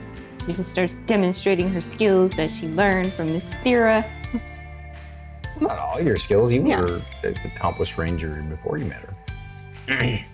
Well, she learned better ways to block. That's with true. her 2 weapons. That's true. So you do a bit of a whirly flourish with your 2 weapons. yes, A 2-weapon fighter. All right. Well, all still with the cat. it seems strange that you and I'm assuming you have the owl on your shoulder the whole time, right? No, he's still. He's tucked in. I mean, right. But he's still visible, right? He pokes his little head out and just. Just like Milo's head is poking out too. Mm-hmm. But I got a little hat on him. All right. Well, I can only assume that you all have some other magics that will work for you and such. You seem to be quite capable folk. And if you're a hunter, then you obviously are going to be better at tracking these folk. So, I can try. Also, I can heal too. Just a little bit. Okay. Now, we also would like reassurance, considering we have put down a hefty price. Fair enough, milady. What reassurance can I give you about me and my crew and my ship, the Smoke on the Water? You required us to come up with our own methods to prove our worth. I expect the same in return. Well, milady, the only way I can do that is to show you that we're ready to sail right now, and to show off some of our moves once we get out on the high tide. I expect nothing less. Well done, then. Please, if you don't mind, then secure yourselves to the railing, and enjoy watching me and my men work. And with that, oh yeah, go ahead. You're gonna say something? Oh, I was gonna say, as we go to shove off, as we're doing that, Merrik just pulls out Echo, Look at him and go, you know what we're gonna do. You know what we're gonna do, huh? Uh-huh. And he looks at me with this quizzical look, and then a sharp nod. I send his ass up into the crow's nest, and I proceed through Echo, so I will be scanning from height. Nice. Okay. So do you park him like on the mast right above the crow's nest, since they well, actually, they don't have a person in there right now, so yeah. I just, whatever's perched Wherever, up okay. there. Right. Yeah, nothing particular, but he would be in that up there. And if there is no actual crow's nest, he'd be at the top of the sails. It's the highest point that Think about it. This is a speed sloop, so there isn't a crow's nest, so he'd just be at the top. Yeah, wherever he can, highest point that he can perch, which leave that open to wherever that ends up being. So the captain sees you do this, and he kind of gives you a look like this, and goes, I can't see him. I can't see him. No, I know. But he gives you, the rest of the team sees him, and he says, Oh, Echo is just stretching his wings. Echo is one of the pets, right? Yes. Well, that's a great omen. Owls are good luck for sailors on these seas. You'll definitely like the statue he's got there. He shrugs and gets back to work. And then Sindri pulls to the side and starts singing, yo ho, to our fair ASMR ladies.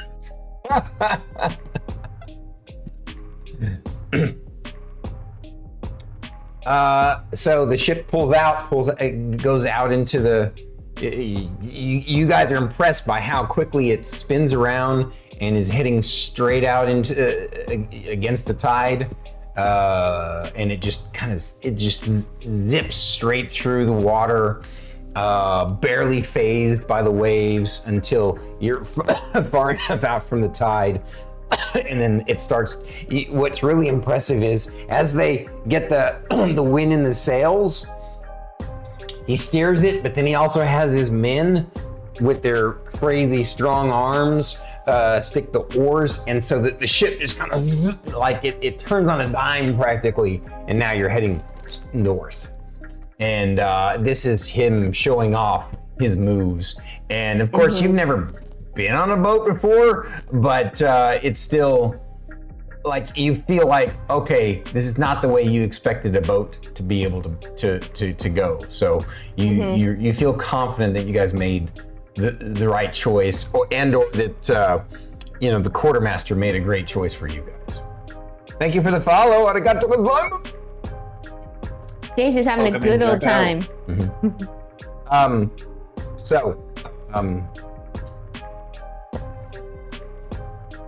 Where were we?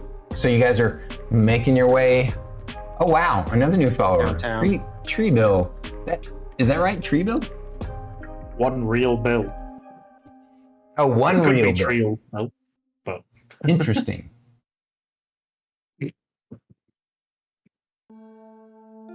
but welcome in, nonetheless.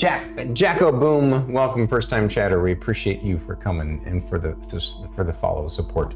We like to entertain, encourage, and sometimes enlighten, and we will endeavor to earn your support. Honestly, though, I feel hopefully they've been here for a while watching, and that's why they decided to follow, because we're getting close to a perfect wrap point. I know it's a little bit early, but not by much. But basically, you guys, like I said, there is confident now in this crew. You think that if anybody can manage to navigate the reef, it's got to be these guys. And so you all have a chat with the captain, and he was explained some of it by the quartermaster in the report from the quartermaster, but he has you guys go into a little bit more detail of what you're looking for. You guys obviously kind of give him a description based upon your digital maps that you memorized, right? Because you feel like they'll be a little bit closer, right? With you need to start looking in Bleaker Reef first, right? Mm-hmm. And he explains to you it's going to take about a half a day to make it to Bleaker Reef, the edge of Bleaker Reef. So it'll be into the evening time once you're there. And he asks you all to, when you're ready, settle in. He shows you there is a again, this isn't this isn't a ship that's designed mostly for cargo. It's designed for, I mean, it is used as a cargo ship, but it's used for small cargoes that need to get somewhere fast. And so it doesn't have a lot of the creature comforts. You don't have individual cabins, but you're not sleeping with the crew. You have your own group quarters room for all of you, and with the bunk beds that come down on ropes. And I'm gonna have each of you roll me Constitution saving throws for seasickness. And Sindri, you're gonna be rolling at disadvantage. 17. What the? Sounded like it came from next door. Our neighbor. Okay. Mm-hmm. So, what for Merrik? What'd you get? Lost the other dice. Merrik got what? 22. Dosey dose. And Thyra got a 10. 9. A 9. Oh wow. Sindri? My dice are rolling great today. So great. At least it's not in combat, right? So that's not combat. 16. 21 at disadvantage. Jesus. What was the I got other a one 16 then? and a 19. Huh? Oh, a 16. I rolled a 16 Wow. and a 19. Very good, sir. Very good, sir. You're fine. And you? 17. So, ironically, Thyra is the only one puking over the side. Yes. I imagine it's a similar feeling from the first time we got into the cars, The goober. where it's that goober. well, any of them doesn't matter, and how it's that weird acceleration. No. Actually, it's not. So, and that's probably the reason why it's a little bit tougher. It's because that's where I was going. Oh, I'm sorry. Go ahead. I imagine I thought you were done. I apologize. Yeah, no, I imagine the movement of this is very similar in what she's experiencing as the experience of the first time in that vehicle. This movement is very strange by comparison. I was correlating her seasickness to how uncomfortable it was the first time we got into those vehicles. Like, right. Oh, this is a weird movement. There we go. That is true. You're 100% right about that. Except this is like that on steroids, because now you're doing like this, right? And and she only feels better when she's on the deck and able to actually focus her eyes on the horizon to balance her equilibrium. When she goes down below is when she gets the sickest. But funny enough, that's how I am in real life. Just like in real life. The captain explains that he actually tries to politely comfort you, not comfort you in a sweet way, but just like, don't let it bother you. That I've seen some of the hardiest men go through that. I have something for you. And he goes back. He goes into his cabin and comes back with a special kind of root. And he says, chew on this. It'll the chewing will activate your mouth, and the juices of the root and your own saliva will help calm your nerves and your stomach. And sure enough, the root he gives you it tastes a little bit like a cross between ginger and peppermint. And it's very potent. Like, it's not something you'd want to eat, but and it's not like something you'd want to, suck on as like a treat, right? But Fuck all this. it definitely, the tartness of it somehow does work, and it calms your stomach, and you're able to, he explains that what their plan is they don't want to try and navigate Bleaker Reef during the night. So, and since they're going to get there at night, they're going to basically find a spot offshore, pretty far offshore, to park and go dark and sleep for the night. And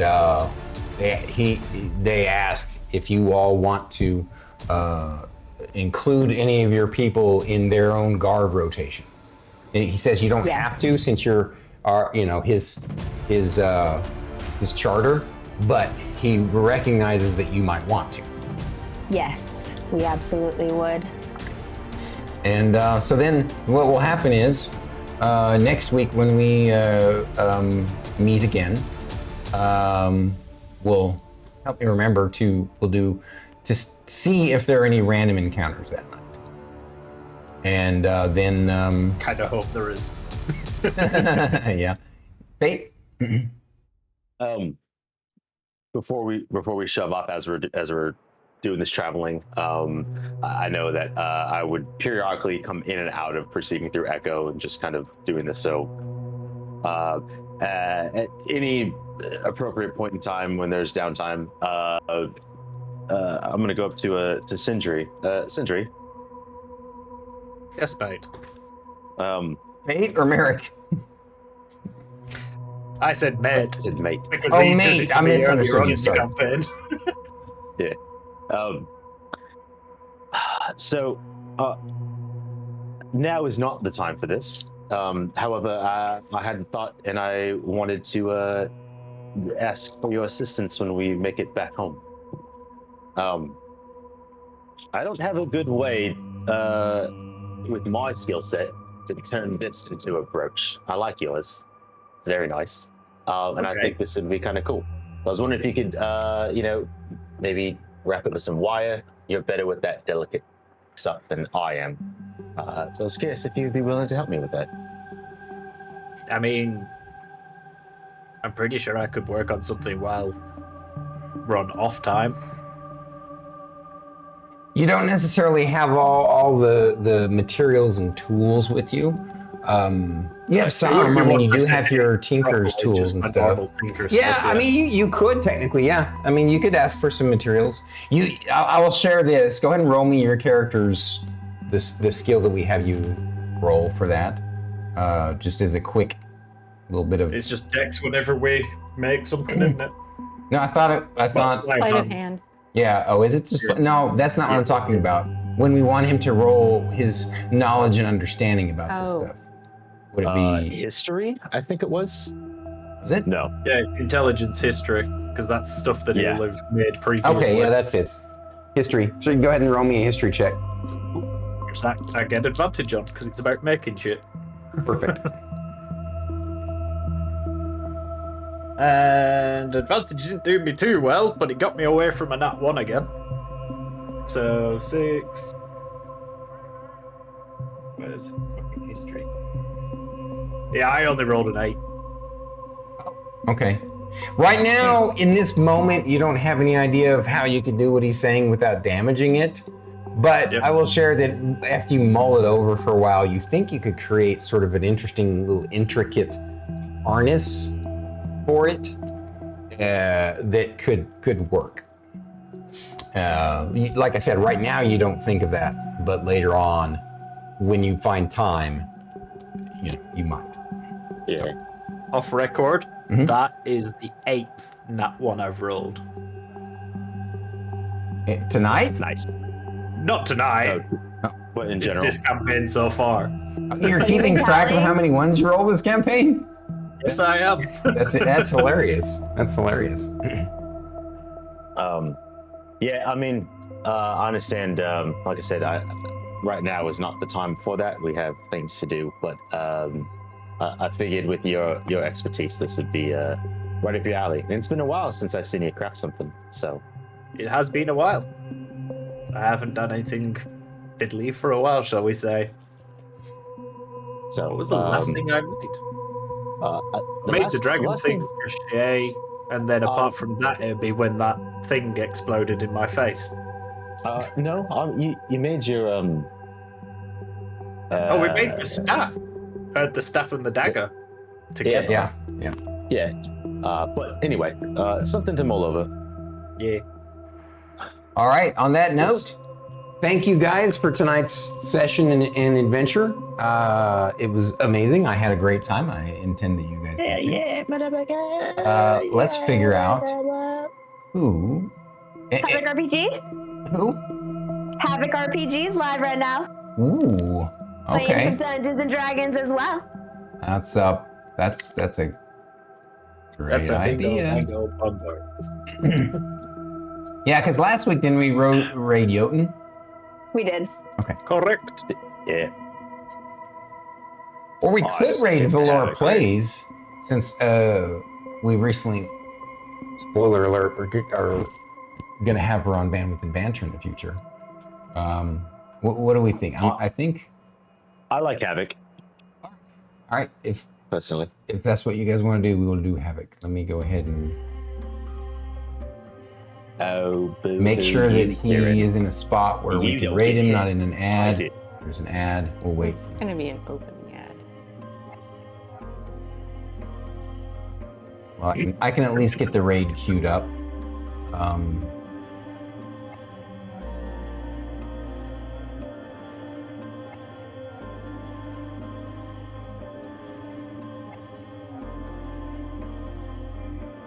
We haven't raided Havoc in a while, so I actually like this idea.